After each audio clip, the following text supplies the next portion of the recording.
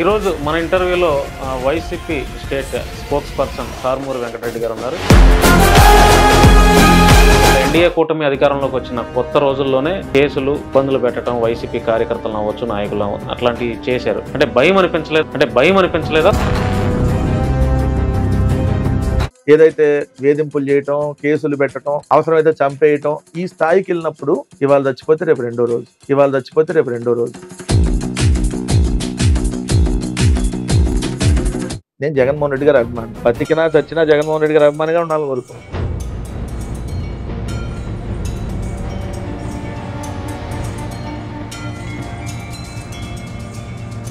YSR Congress party జెండాని తెలుగుదేశం ఇంటి ముందుకెళ్ళి కూడా చూపించే కార్యకర్త ఉన్నాడు కదా. జెండాలు జత కట్టడమే మా ఎజెండా అని పాట పెట్టుకుని వెళ్తారు చూడండి. జెండాలు జత కట్టడమే మీ ఎజెండా, జనగుండల గుడి కట్టడమే జగను ఎజెండా. జగన్మోహన్ రెడ్డి గారు కాంగ్రెస్ పార్టీకి రాజీనామా చేసే సమయంలో నాతో వస్తే కష్టాలు ఉంటాయి, దయచేసి ఎవరు రాకుండా అని చెప్పి ఏ రాజకీయ పార్టీ నాయకుడైనా నష్టాలు ఎదుర్కోవాలని డిసైడ్ అయితేనే రండి అని ఎవరన్నా నాయకుడు చెప్పిన దాఖలాలు ఉన్నాయి.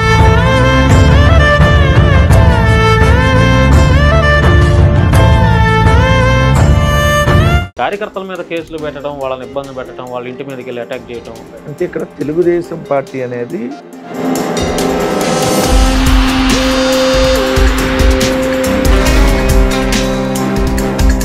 కానీ నేను చూసిన దాని ప్రకారం మీరు మీ పార్టీ వారి మీద కార్యకర్తల మీద కేసులు పెట్టినా కూడా వాళ్ళు ఎక్కడ తగ్గట్లా. సార్ మీకు అర్థం కావట్లేదు.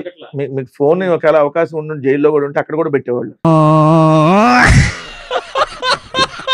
మీరు జగన్మోహన్ రెడ్డి గారిని కలిసారో లేదో నాకైతే తెలియదు, కానీ జగన్మోహన్ రెడ్డి గారిని ఒకసారి కలిస్తే ఆయన చూపించేటటువంటి ఆప్యాయత నిజంగా కుటుంబ సభ్యుడు కూడా చూపించాడు. సామినేని, బాలినేని, మోపిదేవి, మరి వీళ్ళంతా ఎందుకు దూరం అవుతుంది? కానీ ఓడిపోయిన తర్వాత మేము అందరం జగన్మోహన్ రెడ్డి గారికి ఓటు వేసాం, మా ఓట్లు ఎడిపోయినాయి అని ఎన్నికల కమిషన్ ని కూడా వాళ్ళ కంట్రోల్లోకి తీసుకొని ఈవీఎంలు అనేటటువంటి దాని మీద అనేక అనుమానాలతో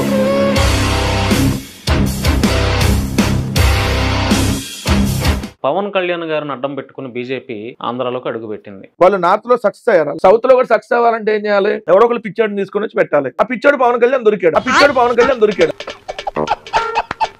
వాళ్ళ నాయకుడు 3 పెళ్లిళ్ళు చేసుకున్నాడంటే 3 చేసుకుంటేనే మగాడు అంటున్నారు వాళ్ళు. అంటే ఇప్పుడు వైఎస్ఆర్సీ పిల్లవాళ్ళంతా 3 పెళ్లిళ్ళు చేసుకోవాలన్నమాట. పవన్ కళ్యాణ్ గారిని కానీ 2029 రిజల్ట్ వచ్చిన రోజు నుంచి ఎక్కడికి పోకుండా ఆంధ్రప్రదేశ్ లో మాత్రం దయచేసి ఉన్నాడు, పారిపోదు.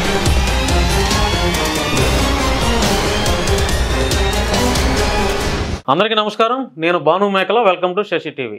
ఈరోజు మన ఇంటర్వ్యూలో YCP state spokes person Karumuri Venkata Reddy గారు ఉన్నారు. కొన్ని విషయాలు ఆయనతో మాట్లాడించే ప్రయత్నం చేస్తాను. సార్ నమస్తే అండి. నమస్తే అండి.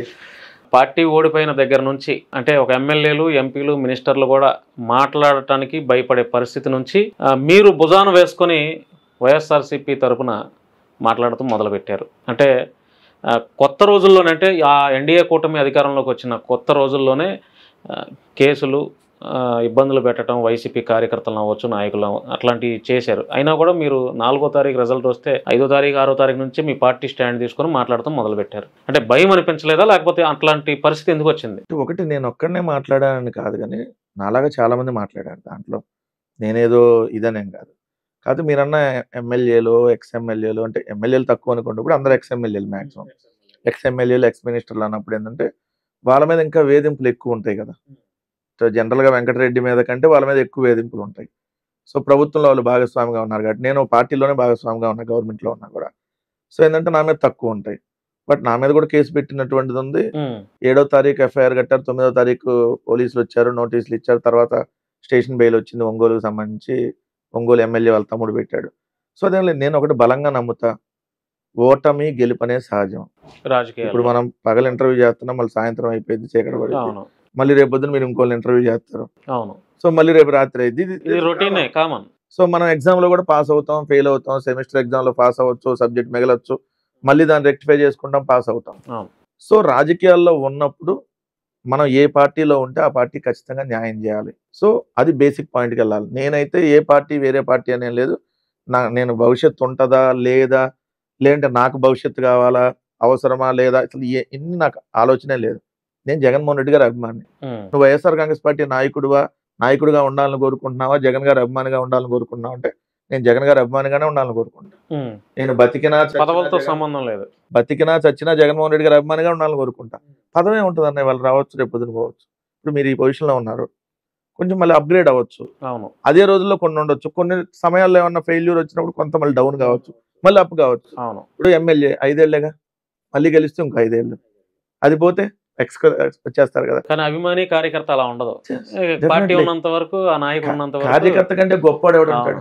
అవును, అసలు మాకంటే నిజంగా చెప్పాలంటే ఈరోజు కార్యకర్త చాలా గొప్పవాళ్ళు. అవును, గ్రామ స్థాయిలో వైఎస్ఆర్ కాంగ్రెస్ పార్టీ జెండాని తెలుగుదేశం ఇంటి ముందుకెళ్ళి కూడా చూపించే కార్యకర్త ఉన్నాడు కదా, ఆ కార్యకర్త నిజంగా గొప్పడు, సెల్యూట్ చేయాలంట. ఏది వాళ్ళు కేసులు పెడుతున్నా, నేను జగన్మోహన్ రెడ్డి గారి అభిమాని, వైఎస్ఆర్సీపీ కార్యకర్తను అని చెప్పి జెండాలు జత కట్టడమే మా జెండాని పాట పెట్టుకుని వెళ్తారు చూడండి, ఆ కార్యకర్త కంటే గొప్పవాడు ఎవరున్నారు? ఇంకా వాళ్ళందరూ ఉండబట్టే, అలాంటి కార్యకర్తలు ఉండబట్టే వైఎస్ఆర్ కాంగ్రెస్ పార్టీ ఈ విధంగా ఉండగలిగింది. ఈ స్థాయిలో కూడా 40% ఓటింగ్ వచ్చి ఇంకా స్టిల్ పోరాడగలుగుతుందంటే వైఎస్ఆర్ కాంగ్రెస్ పార్టీ కార్యకర్త పైన జగన్మోహన్ రెడ్డి గారు, వీళ్ళిద్దరు వల్లే సాధ్యమైంది. అంటే అన్న ఇప్పుడు ఒక 3 ఏళ్ళు అవుతుందో, లేదంటే ఒక 2.5 ఏళ్ళు అవుతుందేమో పార్టీ యాక్టివ్లోకి రావడానికని స్టార్టింగ్ డేస్లో చాలామంది అనుకున్నారు. ఎందుకంటే ఎన్డీఏ గవర్నమెంట్ అధికారంలోకి వచ్చింది, మరలా మనల్ని ఇబ్బంది పెడతారు, కేసులు పెడతారు, మన పార్టీ యాక్టివ్ అవడానికి మ్యాక్సిమం 2 ఏళ్ళైనా పట్టిద్ది అని అనుకున్న క్రమంలో 6-7 నెలల నుంచే ఫుల్ యాక్టివ్లోకి వచ్చేసింది వైసీపీ. అంటే ఎందువల్ల యాక్టివ్లోకి వచ్చింది అంటారు? ఒకటి, అణిచివేత నుంచి ఎప్పుడు ఉద్యమం ముట్టింది. అంటే మీరు ఎక్కువ ఉద్యమాల్లో పార్టిసిపేట్ చేస్తున్నారు, మీకు ఐడియా ఉంది. అవును, ఎప్పుడైతే అణిచివేత ధోరణి వస్తుందో, ఒకటి మిమ్మల్ని అణిచివేయాలని ప్రయత్నించిన కసి మొదలవుద్ది, మీ కుటుంబం కూడా బయటకు వస్తుంది. సో మీ ఫ్రెండ్ సర్కిల్ కూడా బయటకు వస్తుంది. అవును, నార్మల్ గా వదిలేస్తే ఎవరు రారు. అవును, వాళ్ళు వచ్చినప్పుడు డే 1 నుంచి చూడండి, మీరు రిజల్ట్ వచ్చిన రోజు నుంచే స్టార్ట్ చేశారు. అసలు చంద్రబాబు నాయుడు గారు ప్రమాణ స్వీకారంతో సంబంధం లేకుండానే రిజల్ట్ వచ్చిన రోజు నుంచి దాడులు, అటాక్స్ చేయడం, ధ్వంసం చేయటం, ఏదైతే వేధింపులు చేయటం, కేసులు పెట్టడం, అవసరమైతే చంపేయటం, ఈ స్థాయికి వెళ్ళినప్పుడు ఇవాళ చచ్చిపోతే రేపు 2వ రోజు. అంతే కదా. ఎప్పుడు ఎవరు ఏ విధంగా అయితే తెలియదు కదా. ఇప్పుడు మనం ఎన్ని రోజులు బతికుండాలనేది దేవుడు డిసైడ్ చేసేది. సో మనం ఈ రోజు ఇలా ఉన్నాం, రేపు ఉంటామా ఎలా లేదు గ్యారెంటీ లేనటువంటి పరిస్థితి. దానిలో ఎన్నాలన్నీ భయపడితే బతుకుతాం. సో మీరు అన్నట్టుగా 11 నెలలు ఈ రోజు ఇప్పటికి ఆంధ్రప్రదేశ్ రాష్ట్రంలో కొత్త ప్రభుత్వం వచ్చి ఈ 11 నెలల్లో మీరు చూస్తే 792 మంది మీద, ఇంకా పెరిగింది తప్ప సంఖ్య తగ్గలేదు కదా, 792 మంది కేసులు పెట్టారు. అంటే దాదాపుగా ప్రతిరోజు 2-3 కేసులు ఎక్కడో చోట ఏదో ఒక నియోజకవర్గంలో నమోదవుతానే ఉన్నాయి. మరి ఆ విధంగా వేధింపులకు గురి చేస్తున్నప్పుడు ఒకసారి జైలుకి వెళ్ళి చూసి వచ్చినప్పుడు జైలు జీవితం అతనిలో కసి పెరిగిద్దా, లేదు ఇంకా మనం వెళ్ళకూడదని అనుకుంటాడా? అది కూడా నిజంగా తప్పు చేసి వెళ్ళిన అయితే పశ్చాత్తాపడతారు, మన సైలెంట్ గా ఉంటారు. తప్పు చేయకుండా నిన్ను అక్రమ కేసు పెట్టినప్పుడు నీ మందిలో అదే ఉంటది కదా. ఇప్పుడు ఏంటంటే బయట ఉంటే వేరే ఆలోచనలు వస్తాయి. అమ్మాయిని రీసెంట్ గా మంగళగిరి పాలేటి కృష్ణవేణి కేసు పెట్టి ఏదైతే ఇక్కడ హైదరాబాద్ ఎల్వినాన్ని తీసుకుని వెళ్ళారు, సరే బెయిల్ మీద వచ్చారు. అంటే ఎందుకు మా పార్టీకి సంబంధించినటువంటి పిన్నెల రామకృష్ణారెడ్డి గారి మీద మరికొంత చాలా మంది నాయకుల మీద 4 నెలలు 5 నెలలు కూడా ఉంచినటువంటి దాఖలాలు ఉన్నాయి. So Panuganti Chaitanya student wing leader కావచ్చు, ఎవరైతే కష్టపడ్డారో వాళ్ళందరి మీద స్టిల్ ఇప్పటికీ వంశీ జైల్లోనే ఉన్నారు. మనం ఇంటర్వ్యూ చేసేదానికి జైల్లోనే ఉన్నాడు. సో ఇలా వేధించేటప్పుడు ఏమైంది? మొన్నటిదాకా వంశీ గారు భార్య ఎవరికన్నా కనపడ్డారా? ఎప్పుడైనా పాలిటిక్స్ లో కనపడ్డారా? ఈ రోజు ఏముంది, వాళ్ళ భార్య గారు వచ్చి పోరాడుతున్నారు, రేపొద్దున కుటుంబ సభ్యులందరూ పోరాడతారు ఖచ్చితంగా. ఆ కసి అనేది పెరిగిద్ది కదా. రెండోది ఏంటంటే నిజంగా ఈ ప్రభుత్వం మంచి చేస్తున్నప్పుడు, నిజంగా మంచి చేస్తుంటే ఎవడో కూడా బయటకు రాడు. ఈరోజు పబ్లిక్ బయట తీసుకుంటుంటే, ఇప్పుడు మీ ఛానల్ వెళ్ళి పబ్లిక్ బయట even Pithapuram or Kuppam or Mangalagiri తీసుకుంటే మీకేమన్నా పథకాలు వచ్చినాయి అంటే ఒక్కటి అందలేదంటారు. ఎందుకు అందలేదు కాబట్టి. ఆ మాట మేము లేదంటే ఇంకా ఎటకారంగా మాకు అసలు మొత్తం వచ్చేసి ఎటకారంగా ఎందుకు మరి అందలేదంటే కేసు పెడతారేమో, అందుకని ఎటకారంగా అందేసి అంటే అయిపోయింది కదా.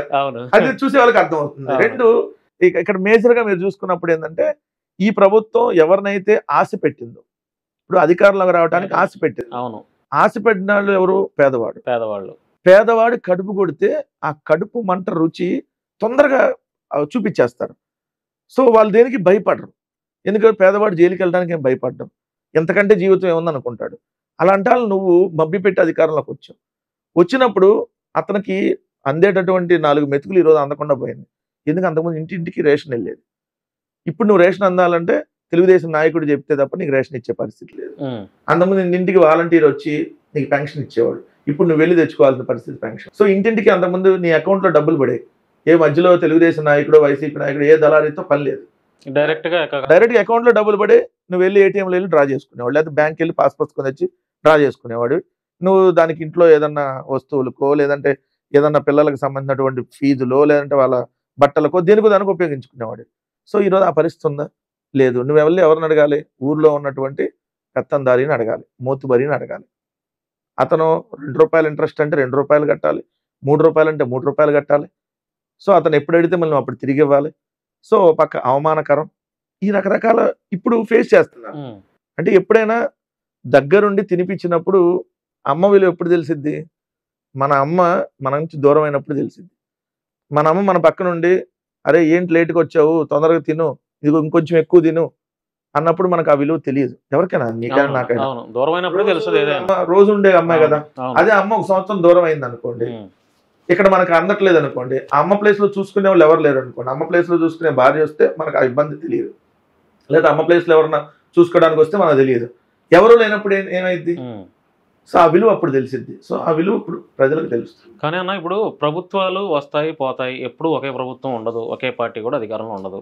ఇప్పుడు ఎన్డీఏ గవర్నమెంట్ అధికారంలోకి వచ్చింది కాబట్టి వైఎస్ఆర్సీపీలో ఉన్నటువంటి ఎమ్మెల్యేనో లేకపోతే మంత్రులుగానో ఎవరెవరైతే టార్గెట్ లిస్టులో ఉన్నారో వాళ్ళని కొంచెం ఇబ్బంది పెట్టినా వాళ్ళ వెనక ఆస్తులు ఉంటాయి. వాళ్ళ మీద కేసులు పెట్టినా వాళ్ళకి పెద్ద ఫ్యామిలీ బ్యాక్గ్రౌండ్ ఉంటుంది. సరే అది మామూలే అనుకోవచ్చు. ఈ రేపొద్దున వైఎస్ఆర్సీపీ అధికారంలోకి వచ్చినా కూడా తెలుగుదేశం పార్టీ ఎమ్మెల్యేల మీద వాళ్ళ మీద కూడా కేసులు ఇవన్నీ కామనే. కానీ కార్యకర్తలు ఏం చేశారన్న? ఏ పార్టీకైనా కార్యకర్తలే బేస్ కదా! కార్యకర్తల మీద కేసులు పెట్టడం, వాళ్ళని ఇబ్బంది పెట్టడం, వాళ్ళ ఇంటి మీదకెళ్ళి అటాక్ చేయటం ఇది కరెక్ట్ కాదేమో అని నా అభిప్రాయం. అంటే ఇక్కడ తెలుగుదేశం పార్టీ అనేది నాయకులు బేస్‌తో ఉన్నటువంటి party. But YSR Congress party నాయకులు బేస్‌తో వచ్చిన పార్టీ. కార్యకర్తలే. ఎందుకు మీకు దానికి ఎగ్జాంపుల్స్ అనేక రకాలుగా మనం చెప్పాలి అనంటే, జగన్మోహన్ రెడ్డి గారు కాంగ్రెస్ పార్టీకి రాజీనామా చేసే సమయంలో నాతో వస్తే కష్టాలుంటాయి. ముందే నాతో చెప్పారు వస్తే కదా! నష్టాలుంటాయి. దయచేసి ఎవరు రాకండని చెప్పాడు. ఆయన చెప్పిన వర్డ్స్ ఏ నాయకుడైనా నేను పార్టీ పెడుతున్నా, నా అమ్మట రండి మనకు అన్యాయం జరిగింది, మనం తిరుగుబాటు చేద్దామని ఏ నాయకుడైనా చెబుతాడు. కానీ జగన్మోహన్ రెడ్డి గారు చెప్పిన వర్డ్స్ ఇది హిస్టరీలో ఎప్పుడు రిపీట్ అయ్యే వర్డ్స్. ఏ రాజకీయ పార్టీ నాయకుడైనా ఓ రాజకీయ పార్టీ పెట్టేటప్పుడు గాని, ఓ రాజకీయ పార్టీకి రాజీనామా చేసినప్పుడు నాతో దయచేసి ఎవరు రావద్దు. నాతో వస్తే మీరు ఇబ్బంది పడతారు. మీరు ఇబ్బందులు ఎదుర్కొంటారు. కష్టాలు, నష్టాలు ఎదుర్కోవాలని డిసైడ్ అయితేనే రండి అని ఎవరన్నా నాయకుడు చెప్పిన దాఖలాలున్నాయి.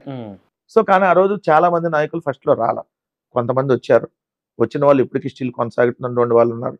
సో, కానీ ఆ రోజు నిలబడింది ఎవరు? కార్యకర్తలు. ఆ రోజు ఆ కార్యకర్తలు రాజశేఖర్ రెడ్డి గారిని చూసి రాజశేఖర్ రెడ్డి గారు వాళ్ళ లబ్ధి పొందినటువంటి కార్యకర్తలు ఎవరైతే ఉన్నారో వాళ్ళందరూ జగన్మోహన్ రెడ్డి గారి వెంట నడిచారు. తర్వాత జగన్మోహన్ రెడ్డి గారి నాయకత్వం చూసిన తర్వాత రాజశేఖర్ రెడ్డి గారి కంటే 10 అడుగులు ముందుకేస్తాడు. ఇంకా ధైర్యంగా పోరాడగలిగినటువంటి నాయకుడు. ఎక్కడా కాంప్రమైజ్ గారు. ఇంకేదైనా రాజశేఖర్ రెడ్డి గారు పోనీలే అవతలాడు అని చెప్పి ఏమైనా క్షమించి వదిలేస్తాడేమో. సో, తప్పు చేస్తే ఎవరిని కూడా వదలడు అనేటటువంటి కార్యకర్తలు బలంగా ఉంది. అందుకని మీకు ఈరోజు ఆ కార్యకర్తలు నిలబడ్డారు. నిలబడినటువంటి కార్యకర్తల్ని అణిచివేయాలంటే ఏం చేయాలి? కేసులు పెట్టాలి. కేసులు పెడితే ఏం చేస్తారు? వాళ్ళకి అది అర్థం కావట్లేదు. ఇప్పుడు ఆ కార్యకర్తలు వాళ్ళు ఏమనుకుంటున్నారు? వైఎస్ఆర్ కాంగ్రెస్ పార్టీకి బలం ఏంటి? మెయిన్ మీడియా లేదు. ఎక్కువ పత్రికలు ఏమి లేవు. ఓన్లీ ఒక సాక్షి. సో, మిగిలిన పత్రికలు లేవు. మిగిలిన టీవీ ఛానల్స్ లేవు. వాళ్ళకి మెజారిటీ యూట్యూబ్ ఛానల్స్ అన్ని వాళ్ళ ఆధ్వర్యంలోనే ఉన్నాయి. రకరకాల ఫేస్బుక్ పేజీలు, ఇన్స్టాగ్రామ్, ట్విట్టర్ పేజీలతో వాళ్ళు ఏదైతే దుష్ప్రచారం ఉంది. ఇక్కడ బలంగా నిలబడేది ఎవరు? సోషల్ మీడియా కార్యకర్తలు, గ్రామ స్థాయిలో ఉండేటటువంటి కార్యకర్తలు. వీళ్ళ మీద కేసులు పెడితే వీళ్ళు కొన్ని రోజులు కనపడకుండా ఉంటారు కదా. కొన్ని రోజులు అయిపోయిన తర్వాత జైలు నుంచి బయటకు వచ్చినా మళ్ళీ జైలు నుంచి బయటకు వచ్చి ఎమ్మని పెట్టలేరు కదా. ఎందుకంటే రెస్ట్ పీరియడ్ లో ఉండాలి. ఆరోగ్య. కానీ నేను చూసిన దాని ప్రకారం మీరు మీ పార్టీ వారి మీద కార్యకర్తల మీద కేసులు పెట్టినా కూడా వాళ్ళు ఎక్కడ తగ్గట్లా. సార్ మీకు అర్థం కావట్లేదు. మీకు ఫోన్ ఒకవేళ అవకాశం ఉండి జైల్లో కూడా ఉంటే అక్కడ కూడా పెట్టేవాళ్ళు. మీకు అర్థం కాని విషయం ఏంటంటే ఇప్పుడు మా YSR Congress party social media కార్యకర్తలను అరెస్ట్ చేసిన తర్వాత బయటకు వచ్చినాక వాళ్ళ పోస్టులు పెరిగినాయా తగినాయా మీరు చేసుకోండి. కంపేర్ చేసి చూసుకుంటే పెరిగినాయి. ప్రతిపక్ష పార్టీల నాయకులు కూడా రీసెంట్ గా మొన్న కూడా ఎక్కడికి అది మురళీ నాయక్ని పలకరించడానికి జగన్మోహన్ రెడ్డి గారు వెళ్తే జవాన్ మురళీ నాయక్ గారిని ఆ తర్వాత డిబేట్స్ లో చూశాను. ఏందండి ఈ ఫ్యాన్ ఫాలోయింగ్ ఏంటండి, ఆయనకు సపరేట్ క్రేజ్ సంపాదించుకున్నాడు ఏంటి జనాలు ఏంటని డిబేట్స్ లో చాలా మంది జగన్మోహన్ రెడ్డి గారిని అప్రిషియేట్ చేస్తున్నారు. అప్రిషియేట్ చేస్తున్నారు. మరి అది నాకు తెలిసి జగన్మోహన్ రెడ్డి గారికి సొంతమేమని నాకు కూడా అనిపిస్తుందండి. అంటే ఎలా సొంతం అనే దాన్ని కూడా మనం ఎగ్జాంపుల్ తీసుకుంటే సార్, మీరు జగన్మోహన్ రెడ్డి గారిని కలిసారో లేదో నాకైతే తెలియదు. కానీ జగన్మోహన్ రెడ్డి గారిని ఒకసారి కలిస్తే ఆయన చూపించేటటువంటి ఆప్యాయత నిజంగా ఒక కుటుంబ సభ్యుడు కూడా చూపించాడు. ఏదన్నా ఫెయిర్గా ఉంటాడు. ఒకవేళ నచ్చలేదు నువ్వు తప్పు చేస్తున్నావు అంటే మొహానే చెప్తాడు తప్పని. లేదు నువ్వు అతను జగన్మోహన్ రెడ్డి గారిని అతను రిసీవ్ చేసుకునే విధానంలో నువ్వు ఎలాంటి వ్యక్తి కంపేర్ చేసి చూసుకున్నప్పుడు ఆయన రిసీవ్ చేసుకునే విధానం చూస్తే అసలు నువ్వు ఎప్పుడు కూడా అతను వదలవు జగన్మోహన్ రెడ్డి గారిని. ఆ విధంగా రిసీవింగ్ ఉంటుంది. మరి మీరేమో అలా చెప్తున్నారన్న, కానీ మరి ఈ కరుడు కట్టిన వైఎస్ఆర్సీపీకి నాయకులుగా ఉన్నటువంటి సామినేని, బాలినేని, మోపిదేవి మరి వీళ్ళంతా ఎందుకు దూరం అవుతున్నారు? ఎందుకు పార్టీ మారాల్సి వచ్చింది? సామినేని ఉదయభాను ఎప్పుడు రాజీనామా చేశాడు? ఎన్ని సంవత్సరాల తర్వాత చేశాడు? ఇదే బాలినేని ఎన్ని సంవత్సరాలు ట్రావెల్ చేసి నాకు బయటకు వచ్చాడు? మరి ఒక మనిషితో అన్ని సంవత్సరాలు నిజంగా ట్రావెల్ చేసి నిజంగా అతను మంచి వ్యక్తి కాదో లేదంటే అతను సరిగ్గా రిసీవ్ చేసుకోడు అని అంటే ట్రావెల్ చేసిన 1 year లోనే బయటకు వస్తారు కదా. ట్రావెల్ చేసిన 1 year లోనే వస్తారు కదా. అన్ని సంవత్సరాలు అంటి పెట్టుకుని ఉన్నటువంటి ఈ లీడర్స్ రాజకీయ అవసరాలు అంతేనంటారా? ఇప్పుడు సామినేని ఉదయభాను మీద అవతల ప్రత్యర్థి ఎవరైతే తెలుగుదేశం శ్రీరామ్ తాతయ్య తెలుగుదేశం పార్టీ ఎమ్మెల్యే. ఇప్పుడు ఉదయభాను గానీ ఆ కూటమిలో లేకపోతే ఈ పార్టీ కేసులు పెట్టేవాళ్ళు కదా. కృష్ణా జిల్లాలో కేసులు పెట్టిన లీడర్ల పేర్లు ఏమన్నా ఉంటాయా? కొడాల నాని మీద పెట్టారా? పేరు నాని గారి మీద పెట్టారా? జోగి రమేష్ గారి మీద పెట్టారా? నియోజకవర్గాలు వారు చూడండి. దాని తర్వాత చూస్తే ఇటు వచ్చేటప్పటికి వల్లభనేని వంశీ, పేరు నాని, వంశీ గారు, పేరు నాని గారు, కొడాల నాని గారు, యువతలు వచ్చేసి మొండితోక గారు, యువతలు వచ్చేస్తే మన తలసల రఘురామ్ గారు, దేవినేని అవినాష్ గారు, ఇలా అందరి మీద కేసులు పెడతారు కదా వరుసగా. ఎక్కడ వదలట్లేదు కదా, ప్రతి నియోజకవర్గంలో కేసులు పెడతా వస్తున్నారు కదా. మరి జగ్గైపేటలో ఎందుకు ఉదయభాను మీద కేసు పెట్టలా? వాళ్ళ పార్టీలో ఆ కూటమిలో ఉన్నాడు కాబట్టి. లేదు, మీకు ఇంకో ఎగ్జాంపుల్ చెబుతా. బాలినేని మీరు అడిగారు కాబట్టి బాలినేని శ్రీనివాసరెడ్డి ఇదే వైఎస్ఆర్ కాంగ్రెస్ పార్టీలో స్టిల్ ఉంటే ఈ పార్టీకి ఒక 7-8 కేసులు పెట్టేవారు. 7-8 కేసులు, ఒకటి కాదు. సో వీళ్ళందరూ కేసుల కోసం కేసుల నుంచి తప్పించుకోవడం కోసమే పార్టీలు మారారంటారా? ఇప్పుడు అవతల కేసులు పెడతారనేటటువంటి భయంతో కొంతమంది పార్టీ మారచ్చు. లేదు, ఇంకొకటి ఏ పార్టీ అధికారంలో ఉంటే ఆ పార్టీలోకి వెళ్ళాలనే ఆలోచనతో కొంతమంది వెళ్ళిపోతారు. సో ఇంకా మనకి ఇక్కడ ప్రయారిటీ కావాలి, ఇంకా కావాలి అనుకొని కోరుకునే వాళ్ళు ఇంకా ప్రయారిటీ ఎంతవరకు ఇవ్వాలో అంతవరకు ఇస్తుంది పార్టీ. జగన్ గారితో పొద్దున్నే బ్రేక్ఫాస్ట్ చేయాలి, మధ్యాహ్నం లంచ్ చేయాలి, సాయంత్రం డిన్నర్ చేయాలంటే కుదురుతుందా? కుదరదు కదా. అలా ఫీల్ అయ్యే వాళ్ళు కొంతమంది ఉంటారు. సో మనకి ఇంకా బాధ్యతలు అప్పచెప్పాలని కోరుకునే వాళ్ళు ఉంటారు. మనం మొత్తం మనమే డిపెండ్ అవ్వాలనుకుంటారు. అట్లా నడవదు రాజకీయ పార్టీలో. అలా రకరకాల కారణాల వల్ల పోయే వాళ్ళు ఉంటారు. ఒకటి గుర్తుపెట్టుకున్నాను, రాజకీయాల్లో ఏది శాశ్వతం కాదు. ఈ రోజు ఇక్కడ ఉన్న నాయకుడు రేపు పొద్దున అక్కడ ఉండొచ్చు. సో ఈ నాయకుడిని చూసి వచ్చేస్తారు, ఆ నాయకుడిని చూసి వచ్చేస్తారంటే 23 మంది వైఎస్ఆర్ కాంగ్రెస్ పార్టీ నుంచి వెళ్ళిపోయారు. వాళ్ళలో ఉద్దండులు వెళ్ళిపోయిన వాళ్ళు కూడా, మంత్రులుగా చేసిన వాళ్ళు కూడా వెళ్ళిపోయారు. అలాంటి వాళ్ళు వెళ్ళిపోయిన తర్వాత నెక్స్ట్ ఎలక్షన్ లో ఒకే ఒక అతను గెలిచాడు, మిగిలిన అందరూ ఓడిపోయారు కదా. సో ఏదో వాళ్ళు వెళ్ళిపోతే ఏదో వస్తుంది, ఇంకోళ్ళు వస్తే వస్తుంది. ఇవన్నీ నామినల్ గా జరిగేటటువంటి అంశాలు. ఎప్పుడైనా గుర్తుపెట్టుకున్నా కార్యకర్తలు అధినాయకుడు, దీన్ని బట్టే పార్టీ అనేది గెటన్ అవుతుందా డౌన్ అవుతుందా అనేది దాని మీద డిపెండ్ అయి ఉంటుంది. YSR Congress party still 40% voting ఉంది సింగిల్ గా. అవును, ఫస్ట్ 45% వచ్చింది, తర్వాత ఎన్నికల్లో 50% వచ్చింది, ఇప్పుడు 40% వచ్చింది. ఎందుకు? 3 పార్టీలు కలిపి పోటీ చేసి ఎన్నికల కమిషన్ ని కూడా వాళ్ళ కంట్రోల్లోకి తీసుకొని ఈవీఎంలు అనేటటువంటి దాని మీద అనేక అనుమానాలతో జరిగినటువంటి ఎన్నికలు. సో ఇంత జరిగినా కూడా ఏది మీ కుటుంబానికి 1 లక్ష జగన్మోహన్ రెడ్డి గారు ప్రభుత్వం లబ్ధి చేకూరితే నేను 2 లక్షలు ఇస్తాను హామీ ఇవ్వటం చంద్రబాబు నాయుడు గారు, ఇలా ఇన్ని రకాలు చేసినా స్టిల్ 1,32,00,000 మంది వైఎస్ఆర్ కాంగ్రెస్ పార్టీ వైపు నిలబడ్డారంటే దాంట్లో మీరు అన్న కార్యకర్తలు ఎంతమంది ఉంటారు? 30 లక్షలు 40 లక్షల మంది కార్యకర్తలు ఉంటారు. మిగిలిన 1,000,000 మంది జనాలే, ప్రజలే. మిగిలిన 1,000,000 మంది ప్రజలే కదా, అంటే లబ్ధి పొందిన ప్రజలే. ఆబ్వియస్లీ జగన్మోహన్ రెడ్డి గారి ప్రభుత్వం వల్ల లబ్ధి పొందిన వాళ్ళు కావచ్చు, అంతకుముందు లబ్ధి పొందిన వాళ్ళు కావచ్చు. కానీ ఓడిపోయిన తర్వాత అన్న పేదవాళ్ళు మేము అందరం జగన్మోహన్ రెడ్డి గారికి ఓటు వేసాం, మా ఓట్లు ఎడిపోయినాయి అని ఒక చర్చ కూడా నడిచింది కొత్తగా ఒక 2 నెలల దాకా. అంటే మీరు వినే ఉంటారు, ఆరామ్ అస్థాన్ గారు ఐడియా, ఆరామ్ అస్థాన్ గారు సర్వే, అస్థాన్ గారు ఓడిపోయిన తర్వాత కూడా సర్వే చేశాడు. చేస్తే వైఎస్ఆర్ కాంగ్రెస్ పార్టీకి ఓటేసామని మెజార్టీ ప్రజలు చెప్తున్నారు. దీన్ని ఇది ఎక్కడ జరిగింది మరి మతలబు? ప్రభుత్వం అధికారంలో వచ్చినప్పుడు వాళ్ళకి ఫేవర్ గా చెప్పాలిగా. ప్రభుత్వం వచ్చినప్పుడు అరే 5 ఏళ్ళు ఈ ప్రభుత్వం ఉంటుంది, ఇలా ఓటే లేదని చెబితే మళ్ళీ మన ఇబ్బందులు పెడతారేమో. ఫస్ట్ టైం ఆయన సర్వే ఫెయిల్ అవటం. అదే ఆరామ్ అస్థాన్ గారు వాళ్ళు చాలా ఎక్కువ శాంపిల్ తీసుకుంటారు. ఆయన 174 నియోజకవర్గాలు సర్వే చేశాడు, ఒక రంపచోడవరం తప్ప అన్ని నియోజకవర్గాలు సర్వే చేశాడు. కానీ ఎలక్షన్ అయిపోయినాక అసలు నిజంగా నేను ఫెయిల్యూర్ ఎట్లా అయ్యానని చెప్పి ఆయన క్రాస్ చెక్ చేసుకునే సమయంలో కూడా చూస్తే మళ్ళీ వైఎస్ఆర్సీపీకి ఓటేసామని చెబుతున్నారు. మరి దీనికి అర్థం ఎక్కడో ఒక మిస్టేక్ కుట్ర జరిగింది అనేటటువంటిది ఉంది కదా. సో ఇక దాని మీద మనం ఎక్కువ రోజులు ట్రావెల్ చేయలేము. ఎందుకు? ప్రజాక్షేత్రంలో అనేక సమస్యలు ఉంటాయి. సమస్యలతో మనం బేస్ చేసుకొని ప్రజల్లోకి వెళ్ళాలి. రోజు ఈవీఎంలు దీని మీద మనం వెళ్ళలేం కాబట్టి, రెండోది న్యాయస్థానాల్లో ఉంది, రెండోది వాళ్ళు ఆల్రెడీ దాన్ని నిరూపించలేని విధంగా తగలబెట్టేశారు వీవీప్యాట్లు ముందే. సో ఇంకా అది మనం చేయలేం, ప్రూవ్ చేయలేం. ఎస్ దాంట్లో. అందుకని ఖచ్చితంగా మనం ప్రజలకు కూడా చాలా మందికి అన్న అనుమానం అదే. సరే దాన్ని వదిలేసిన మనం ప్రజల్లో ఏ విధంగా ఉండాలి, ప్రజలకి ఇప్పుడు అధికారంలో ఉంటే ప్రజలకు సేవ చేయాలి, ప్రజలకి ఎంత మేర మనం హెల్ప్ చేయగలుగుతాం. అధికారం లేనప్పుడు ఏం చేయాలి, ప్రజల సమస్యల మీద ప్రభుత్వాన్ని నిలదీస్తూ ప్రభుత్వం చేత దగ్గరుండి పనిచేయించాలి. ఈ రెండే కాన్సెప్ట్లు పొలిటికల్ పార్టీకి ఉంటాయి కాబట్టి ఆ బేస్లో వెళ్లాల్సిందే ఖచ్చితంగా. అలానే వెళ్తా ఉన్నాం.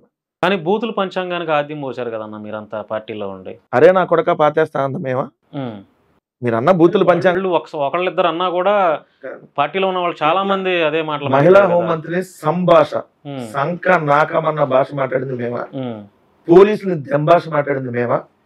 మీరు చెప్పండి. సాక్షాత్తు 45 ఏళ్ళ రాజకీయ అనుభవం చెప్పిన చంద్రబాబు నాయుడు అరే ఆ నా కొడుకులను కొట్టేయండి చంపేయండి అంద మేమా? లోకేష్ మాట్లాడిన భాష ఏంటి, అయ్యన్న పాత్రుడు మాట్లాడిన భాష ఏంటి, లేదంటే బండారు సత్యనారాయణ మూర్తి రోజా గారి మీద మాట్లాడిన భాష ఏంటి? మా భాష అంటున్నారు కదా, మరి ఈ భాష ఏంది?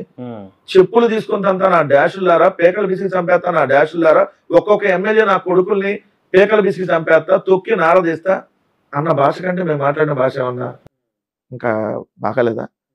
లేదు, తొడలగొట్టి ఒక్కొక్క వైసీపీ నా కొడుకుని బస్సులోంచి లాక్కొచ్చి తన్నండి అని చెప్పినా ఈరోజు ఎమ్మెల్సీ అవ్వలేదా? ముఖ్యమంత్రిగా జగన్మోహన్ రెడ్డి గారిని పట్టుకొని బోచిడికా అన్నాడికి ఈరోజు కార్పొరేషన్ చైర్మన్ అంటే ఇచ్చారు. మరి ఉప ముఖ్యమంత్రి ఎట్టయ్యాడు పవన్ కళ్యాణ్, చెప్పులు తీసుకుందంతా అని ఎమ్మెల్యే నా కొడకల్లారా అనే భాష ఎస్సీ ఎస్టీ బీసీ ఎమ్మెల్యేని మరి ఈ భాష అన్నాడు, మరి ఎట్ట డిప్యూటీ సీఎం అయ్యాడు? సో కథ మా మీద బురద వేస్తారు. మేము అమ్మ అన్న వాళ్ళకి నీ అమ్మ లాగా అనపడుద్ది అన్న, వాళ్ళు నీ అమ్మ అన్న లేదు అమ్మానే అన్నారంటారు. ఎందుకు? 100 మంది ఉన్నారు చెప్పడానికి. 100 మంది ఎవరు? వాళ్ళు పెట్టుకున్నటువంటి organizations means some channels like YouTubes, Facebooks అన్ని పెట్టుకొని ఇట్లా. ఇప్పుడు శశి టీవీ, ఇప్పుడు మీరున్నారు భాను గారు, శశి టీవీలో భాను గారు మంచోడు అని చెప్పి 100 మంచి అది చెప్పిస్తే మంచోడు అయిపోతాడు. లేదు భాను మంచోడు కాదని చెప్పి 100 మంచి అది చెప్తే అరే భాను మంచోడు కాదంటున్నారా అని మీ ఇంటి పక్కన మీకు డౌట్ అవుతుంది, మీ బంధువులకే డౌట్ అవుతుంది. ఆ విధంగా ఈరోజు మీడియాతో చేపిస్తడం వల్ల ఏమైంది? ప్రజల మెదడులో ఆ విషయాన్ని ఎక్కిస్తా ఉన్నారు. ఆ ఎక్కించడం వల్ల జగన్మోహన్ రెడ్డి గారి ప్రభుత్వంలోనే జరిగిన అంశాలను మనం తీసుకున్నాం సార్. జగన్మోహన్ రెడ్డి గారి ప్రభుత్వంలో ఒక్క రూపాయి కూడా అవినీతి లేకుండా అన్ని సంక్షేమ పథకాలు అందినాయి కదా. కానీ వీళ్ళు వాళ్ళకి అందట్లేదు, వీళ్ళకి అందట్లేదు, అసలు మొత్తం ఎక్కడేదో కరప్షన్ జరిగిపోతుందని ప్రచారం చేశారా లేదా? 2 మేము చేసింది భూముల రీసర్వే, ల్యాండ్ టైటిలింగ్ యాక్ట్ కాదు. కానీ ల్యాండ్ టైటిలింగ్ యాక్ట్ తెచ్చారు, మీ భూములు లాక్కుంటున్నారని చెప్పి ప్రచారం చేశారా లేదా? జగన్మోహన్ రెడ్డి గారి ప్రభుత్వం చేసిన అప్పు కేవలం 3,32,000 కోట్లు. దాంట్లో 1,97,000 కోట్లు అసలు వడ్డీ చెల్లించింది. 2,75,000 కోట్లు సంక్షేమ పథకాల ద్వారా అందించాం. 30,000 కోట్లు కరోనాలో ప్రభుత్వం ఖర్చు పెట్టాల్సి వచ్చింది. గ్రామాన గ్రామ సచివాలయం, రైతు భరోసా కేంద్రం, హెల్త్ క్లినిక్, డిజిటల్ లైబ్రరీ, నాడు నేడులో భాగంగా స్కూళ్లు, అంగన్వాడీ కేంద్రాలు, కొత్త పాల సేకరణ కేంద్రాలు, ఇలా గ్రామ స్థాయిలో డెవలప్మెంట్ చేశాం. 4 పోర్ట్లు, 10 ఫిషింగ్ హార్బర్లు, 4 ఫిష్ ల్యాండ్ సెంటర్లు, 17 మెడికల్ కాలేజీలు, ఇంత డెవలప్మెంట్ యాక్టివిటీ చేసినా మేము చేసినప్పుడు 3,32,000 కోట్లు. కానీ 14 లక్షల కోట్లు, 13 లక్షల కోట్లు బుద్ధి పుడితే ఏది బుద్ధి పుడితే అది ప్రచారం చేశారా లేదా? 30,000 మంది అమ్మాయిలు మిస్ అయ్యారని ప్రచారం చేశారా లేదా? అదే కదా, రంగులకు ఖర్చు పెట్టింది కేవలం 100 కోట్ల రూపాయలు, అది కూడా ప్రభుత్వం ఖర్చు పెట్టాల. పంచాయతీ అంటే నేను మీ ప్రశ్న అదే మీ ఆన్సర్ అడ్డు వస్తాను. 30,000 మందిని మరి అధికారం ఉన్నప్పుడు ఎక్కడ వాళ్ళంతా వెతకాలి కదా. మొన్న అసెంబ్లీ సాక్షిగా చెప్పారు కదా 30,000 మంది కాదు 30 మంది అని. సో ఇట్లానే ఉంటుంది. సో ఈ దుష్ప్రచారం ఎట్లా? చంద్రబాబు, పవన్ కళ్యాణ్, బీజేపీ, కమ్యూనిస్టులు అప్పుడు వాళ్ళకి యాడ్ అయ్యి, తర్వాత కాంగ్రెస్ పార్టీ, ఎంతమంది యాడ్ అయ్యి, 2 పత్రికలు, 10 శాటిలైట్ ఛానల్, ఒక 500 యూట్యూబ్లు, ఇంతమంది యాడ్ అయ్యి, మళ్ళీ మేధావుల ముసుల్లో కొంతమంది వస్తారు, కుహానా మేధావులు. వాడికి ఆర్థిక అభివృద్ధి అంటే ఏందో తెలియదు, వాళ్ళంతా ఆర్థిక నిపుణులు అయిపోతారు. అట్లాంటి వాళ్ళని తీసుకొని వచ్చి అసలు ఆంధ్రప్రదేశ్ అడుక్కుతుంది, శ్రీలంక అయిపోయింది, వెనుజులా అయిపోయింది, ఈ సంక్షేమ పథకాలు ఇవ్వడం వల్ల సోమరిపోతులు అయ్యారు, ఇవన్నీ మాట్లాడినాడు. మళ్ళీ వాలంటీర్లు దుర్మార్గులని మాట్లాడినాడు, 10,000 ఇస్తా అన్నాడు. అది పోయింది, ఇది పోయింది, ఉన్నది పోయింది, వచ్చేది పోయింది. సో ఇన్ని రకాలు చేసినప్పుడు ఏమైంది? ప్రజల మెదడులో ఇప్పుడు నిజమేనేమో, ఇప్పుడు మా ఊర్లో ఏంటో మనకు తెలిసిద్ది, కానీ వెంకటరెడ్డి దొంగ అని 100 మంది ప్రచారం చేశారనుకోండి, ఇప్పుడు ఏంటి ఇంతమంది చెబుతున్నారు కదా, నిజంగా ఏమన్నా చేశాడా? ఇంకోటి వస్తాడు, నిజంగా అండి చేస్తాడండి, నేను చూశానండి అని ఇంకోళ్ళు. ఈ రకంగా ప్రచారం చేయటం వల్ల నెగిటివ్ ప్రచారం బాగా ఎక్కువైంది. ఆ నెగిటివ్ ప్రచారం వల్ల ఇక్కడ పాజిటివ్, వాళ్ళకి అందిన పాజిటివ్ కంటే నెగిటివ్ వాళ్ళ మెదడులోకి ఎక్కించడం వల్ల వైఎస్ఆర్ కాంగ్రెస్ పార్టీకి 2024 ఎన్నికల్లో మైనస్ అయిన మాట వాస్తవమే. కానీ అది ప్రతిసారి కుదరదుగా. ఇప్పుడు వాస్తవం ప్రజల మెదడులోకి మీరు ఎంత ఎక్కించినా ఒరే అక్కడ ఉన్నప్పుడే మనకి నెల నెల వచ్చే సంక్షేమ పథకాల రూపంలో ఇప్పుడు ఒక్కటే ఇవ్వటల్లా. అప్పుడు ఉన్నప్పుడు మనం ఎవ్వరికి లంచం ఇచ్చే పని లేదు, ఇంతకంటే బెస్ట్ ఇస్తా అన్నాడు. ఈ బెస్ట్ పోయింది, అసలు వచ్చేది పోయింది. ఇవన్నీ అర్థమవుతుంది కదా, ప్రాక్టికల్ గా అనుభవిస్తారు కదా. అనుభవించినప్పుడు రేపొద్దున వాళ్ళకి వాళ్ళ మీద ఇచ్చేటటువంటి తీర్పు, వాళ్ళకి కొట్టేటటువంటి తీర్పు అంతే బలంగా ప్రజల నుంచి వస్తుంది. కానీ దానికోసం మనం ఏం చేయాలంటే ఎన్నికలు వచ్చిందని వెయిట్ చేయాలి. అన్న ఇప్పుడు బీజేపీ దాదాపుగా 20 ఏళ్ల నుంచి ఆంధ్ర మీద పట్టు సాధించాలని ఒక ప్రయత్నాలు చేసింది. చాలామంది అధ్యక్షులుగా ఆంధ్రాకి వేసినా కూడా బీజేపీ తరపు నుంచి పట్టు అయితే సంపాదించలేకపోయారు. అలాంటిది మొన్న జరిగినటువంటి ఎన్నికల్లో పవన్ కళ్యాణ్ గారిని అడ్డం పెట్టుకుని బీజేపీ ఆంధ్రాలోకి అడుగుపెట్టింది. అడుగుపెట్టడమే కాకుండా మత రాజకీయాలకు కూడా ఆద్యం పోస్తుంది. ఎలా చూసుకోవచ్చు దీన్ని? ఆంధ్రప్రదేశ్ రాష్ట్ర రాజకీయాల్లో బీజేపీ అనేది ఎప్పుడు 4వ పార్టీ. 4వ పార్టీ తప్ప 3వ పార్టీగా కూడా రాదు. 3వ పార్టీగా వాళ్ళు రావాలంటే ఏం చేయాలంటే జనసేన విలీనం చేసేసుకోవాలి. చేసుకుంటే అప్పుడు వైఎస్ఆర్ కాంగ్రెస్ పార్టీ, తెలుగుదేశం, బీజేపీ ఉంటాయి, ఇంకొక పార్టీ ఉండదు. సో ఆ జనసేన విలీనం కానీ బీజేపీలో కాకపోతే వాళ్ళు ఎప్పుడు 4వ పార్టీగానే ఉంటారు బీజేపీ. అది గ్రహించుకుంటే వాళ్ళు మంచిది. రెండోది ఏముంటది, 4 సీట్లు వస్తే ఏమన్నా అవుతుందా? 4 సీట్లు అది చెప్తాను. వాళ్ళ స్టాండర్డ్ ముందు నుంచి బీజేపీ అనేది మతతత్వ రాజకీయ పార్టీ అనేది నేను అనలా, సాక్షాత్తు చంద్రబాబు నాయుడు గారే అన్నారు. గుర్తుందో లేదు, ఏదైతే బాబ్రీ మసీద్ సందర్భంగా అన్న మాటలు మొన్న ఈ మధ్య 2019 ఎన్నికల ప్రచారంలో కూడా మోడీ అనే అతను టెర్రరిస్ట్ అన్నాడు చంద్రబాబు నాయుడు. మోడీ గారు భార్యను తిట్టించాడు, వాళ్ళ మదర్ని తిట్టించాడు. సో అట్లాంటివన్నీ చెప్పి మళ్ళీ అవసరాల కోసం వాళ్ళు వెళ్ళి కాలు పెట్టుకున్నారు. సో వాళ్ళు డిపెండ్ అయింది మతత్వ రాజకీయాల మీద. ఎందుకంటే వాళ్ళు నార్త్ లో సక్సెస్ అయ్యారు, సౌత్ లో కూడా సక్సెస్ అవ్వాలంటే ఏం చేయాలి? ఎవరో ఒకరు పిచ్చాడు తీసుకొని వచ్చి పెట్టాలి. ఆ పిచ్చాడు పవన్ కళ్యాణ్ దొరికాడు ఆల్రెడీ. ఎందుకు పవన్ కళ్యాణ్ ఏది చేయమంటే అది చేస్తాడు కదా. ఎందుకంటే ఇండివిజువల్ ఆలోచనలు కానీ ఇండివిజువల్ టాలెంట్ లేనాడు ఏం చేస్తాడు? ఎవడు స్క్రిప్ట్ ఇస్తే చదువుతాడు. ఇప్పుడు మనం ఉంది ఒక స్క్రిప్ట్ ఇవ్వకుండా మనం ఏం అవ్వకుండా మీరు ఏది అడిగినా నేను సమాధానం చెప్తాను. మీ ఇంటర్వ్యూ స్టార్ట్ అయ్యేటప్పుడు నేను అడిగింది మీకు ఏం క్వశ్చన్ కావాలని అడగండి అని చెప్పా, ఏదైనా సమాధానం చెప్తా అన్నా. బట్ కొంచెం చోట అట్లా ఉండదు. ఇప్పుడు మీరు పవన్ కళ్యాణ్ అంటే వాళ్ళకి ఏం చేస్తారు? ఇదే అడగాలి, స్క్రిప్ట్ ముందు ఇస్తే దాన్ని బట్టి ప్రిపేర్ అవుతాం అంటారు వాళ్ళు. అట్లాంటి ఏమన్నా బీజేపీ స్క్రిప్ట్ ఇస్తే మాట్లాడతాడు, లేదు చంద్రబాబు నాయుడు స్క్రిప్ట్ ఇస్తే మాట్లాడతాడు. అంతకంటే ఏం మాట్లాడగలడు? సో మతతత్వ రాజకీయాలు అనేది అన్ని చోట్ల వర్కౌట్ కావు. మేజర్లీ సౌత్ లో వర్కౌట్ కాదు, నార్త్ లో వాళ్ళకి నార్త్ లో అవుతుంది కానీ సౌత్ లో ఇప్పుడు యాంటీ అవుతుందిలే అన్న. నార్త్ లో కూడా అవుతుంది. రాజకీయ నాయకులకి, రాజకీయాల్లో ఉన్న వాళ్ళకి మతాలతో కులాలతో సంబంధం ఉండకూడదు. ఏదైనా ఉంటే ఇంట్లో చూసుకోవాలి, ఇంటర్నల్ గా చూసుకోవాలి. ఎందుకంటే సార్ ప్రజలకు ఏం చేస్తామో చెప్పే అధికారంలో లేదు. పలానా మతానికి సంబంధించి ఏదైనా ఇబ్బందికర అంశాలు ఉంటే దాన్ని సాల్వ్ చేస్తామంటే తప్పలేదు. ఇప్పుడు ఆంధ్రప్రదేశ్ లో మీరు ఎగ్జాంపుల్ చూస్తున్నాం. ఇప్పుడు ఒక పక్క ఈయన సనాతన వేషం వేసుకుంటా ఉంటాడు. మరి ఇదే తిరుపతిలో 6 తొక్కిసలాట్లో చనిపోయారు. ఇదే మన సింహాచలంలో 7 చనిపోయారు. మరి వాళ్ళ దగ్గరకు ఒక్క రోజు కూడా ఎందుకు పోలేదు? వెళ్ళాలి. సింహాచలంలో అయితే అసలు పోలా. తిరుపతిలో అంటే షో చేయడానికి వెళ్ళి వచ్చాడు పవన్ కళ్యాణ్. సో ఇప్పుడు దానికి సంబంధించి ఇప్పటి వరకు ఎవరిని బాధ్యులైనా చేశారా? కనీసం ఎవరి మీద ఎఫ్ఐఆర్ గట్టి అరెస్ట్ చేశారా? ఎవరినైనా జైలుకి పంపించారు దానికి సంబంధించి? సో అంటే ఇలాంటి ఏది మనుషులు చనిపోతున్నా కూడా ఏది భక్తి కోసం వెళ్ళి దేవుడు మోక్షం కలగటానికి అని దేవుడి దగ్గరికి వెళ్తే డైరెక్ట్ గా మోక్షం పైకి వెళ్ళిపోయేటటువంటి స్థితిలో ఈ కూటమి ప్రభుత్వం ఉన్నా ఎక్కడన్నా మాట్లాడా? కాశీనాయక క్షేత్రం కూల్చారు. పవన్ కళ్యాణ్ శాఖ కదా అటవీ శాఖ, ఎక్కడన్నా మాట్లాడా? కానీ మత్తత్వ రాజకీయాలు చేయడానికి ముందుంటాడు. ఇప్పుడు బీజేపీ ఏ స్క్రిప్ట్ ఇస్తే ఆ స్క్రిప్ట్, లేదు చంద్రబాబు నాయుడు ఏ స్క్రిప్ట్ ఇస్తే ఆ స్క్రిప్ట్. ఓ పక్క నిన్న కూడా మోహన్ బాబు కాలేజీలో అనుకుంటా దళిత విద్యార్థిని అతను దారుణంగా కొట్టి మూత్రం తాగించినటువంటి పరిస్థితి పత్రికలు కూడా వచ్చినటువంటి. సో ఎక్కడన్నా ఏ విధంగా ఈ ప్రభుత్వంలో సెక్యూరిటీ ఉంది ప్రజలకి? అంతెందుకు చిన్న పాప 9 సంవత్సరాలు అనుకుంటా అమ్మాయికి మచ్చిమరిలో. ఇప్పుడు మచ్చిమరిలో బాలిక మిస్ అయ్యి చనిపోయింది. అది అత్యాచారం చేసి హత్య చేయబడింది. ఇప్పుడు వరకు దాంట్లో దోషులను ఎవరినన్నా శిక్షణ పడిందా? అసలు ఆ అమ్మాయి శవం దొరికిందా? మరి ఇలాంటి నీచమైనటువంటి పరిస్థితులు, ఇంత దారుణమైనటువంటి సంఘటనలో అసలు బయటికి వెళ్తే ఈరోజు మీకైనా నాకైనా ఇంకోళ్ళకైనా లేదు సామాన్య మానవులకైనా, మనం అంటే రాజకీయాల్లో ఇంకోటి మీడియానో ప్రత్యర్థిలో ఉంటారు అనుకుందాం, నార్మల్ వ్యక్తులు కూడా బయటికి వెళ్తే సేఫ్ గా వస్తారని గ్యారంటీ ఉందా? అంతేందుకు తెలుగుదేశం నాయకుడు బయటికి వెళ్తే అతనన్నా సేఫ్ గా వస్తారని గ్యారంటీ ఉందా? ఈ ప్రభుత్వంలో తెలుగుదేశం ప్రభుత్వం తెలుగుదేశం నాయకుడు బయటికి వెళ్ళినా సేఫ్ గా వస్తారని గ్యారంటీ ఉందా? వీరయ్య సోదరు వాళ్ళ పార్టీ వాడేగా. మొన్న నెల్లూరులో నాయుడుపేట దగ్గర ఒక అతను చంపారు, వాళ్ళ పార్టీ వాళ్ళేగా. వాళ్ళ పార్టీ వాడిని వాడే చంపుకుంటున్నారు. అంటే ఎంత దారుణం పరిస్థితులు. ఉత్తర కొరియాలో కూడా ఉంటుంది దారుణ పరిస్థితి. కిమ్ము అనే అతను చాలా దారుణమైన మనిషిని అందరూ చెప్పుకుంటారు. అలాంటి దేశంలో కూడా లేనటువంటి దారుణ పరిస్థితులు ఇక్కడ ఉన్నాయి. ఎందుకు? వాళ్ళ పార్టీ వాడిని వాడే చంపుతున్నాడు. తెలుగుదేశం వాడిని జనసేన కొడతాడు, జనసేన తెలుగుదేశం వాళ్ళు తిట్టుకుంటారు, లేదంటే వాళ్ళని ఏళ్ళు చంపుతారు. మన కాంగ్రెస్ పార్టీ ఎంఆర్పిఎస్ నాయకుడు ఆలూరు, కర్నూలు జిల్లా ఆలూరులో తెలుగుదేశం పార్టీ నాయకుడు చంపాడు. ఎవరు మన ఇప్పుడు గుంతకల్లు ఎమ్మెల్యేగా ఉన్నటువంటి జయరాం, బొమ్మనూరు జయరాం తమ్ముడు ఆల్రెడీ అరెస్ట్ చేశారు అతన్ని. సో అంటే ఏ పరిస్థితులు ఉన్నాయి చూడండి. సో బయటికి వెళ్తే వచ్చే పరిస్థితులు లేవు. మరి ఇంత దారుణమైన పరిస్థితులు ఉంటే ఈ ప్రభుత్వం ఏ విధంగా పరిపాలన చేస్తున్నట్టు అసలు పరిపాలనే లేదంటారు నేను. అసలు ఈ ప్రభుత్వం పరిపాలించట్లా, ఎవరి పని వాడు చేసుకుంటున్నాడు. ప్రభుత్వం పరిపాలిస్తే ఎట్టు ఉండదు. సో కనీసం కొంతన్నా ఉంటది కదా సేఫ్ అండ్ సెక్యూరిటీగా. మీ మీద ఎన్ని కేసులు ఉన్నాయన్న? ఒకటైతే బెయిల్ వచ్చింది, ఇంకోటైతే రామగిరి ఎస్ఐ పెట్టాడు. పెరుగుతాయి మీ మీద కానీ ఇప్పుడు మనం ఏం చేస్తాం, అది అవి లవ్ లెటర్ గా ఫీల్ అవ్వాలి. మనం చాలా బలంగా మాట్లాడుతున్నారు వైఎస్ఆర్సీపీ తరఫున. వాళ్ళు అనుకుంటే సోషల్ మీడియా కార్యకర్త మీద పెడుతున్నారు. అవును, అంటే మీకు టైం రావాలి. ఒకటి నేనైతే మనకి ఎలా రాసి పెడితే అలా అయింది. ఈ రోజు మనం ఎలా ఉండాలని ఎవరో దేవుడు రాసి పెడితేనే కదా ఉంది. సో దానికి వాళ్ళు కేసు పెడతారా, అరెస్ట్, మనం జైలుకి వెళ్ళాలని రాసి పెట్టింది అనుకో, దాన్ని ఎవరు ఆపలేరు కదా. సో చంద్రబాబు నాయుడు జైలుకి వెళ్ళాలని రాసి పెట్టింది, ఎవరు ఆపలేరు. వెళ్ళి వచ్చాడు 53 రోజులు.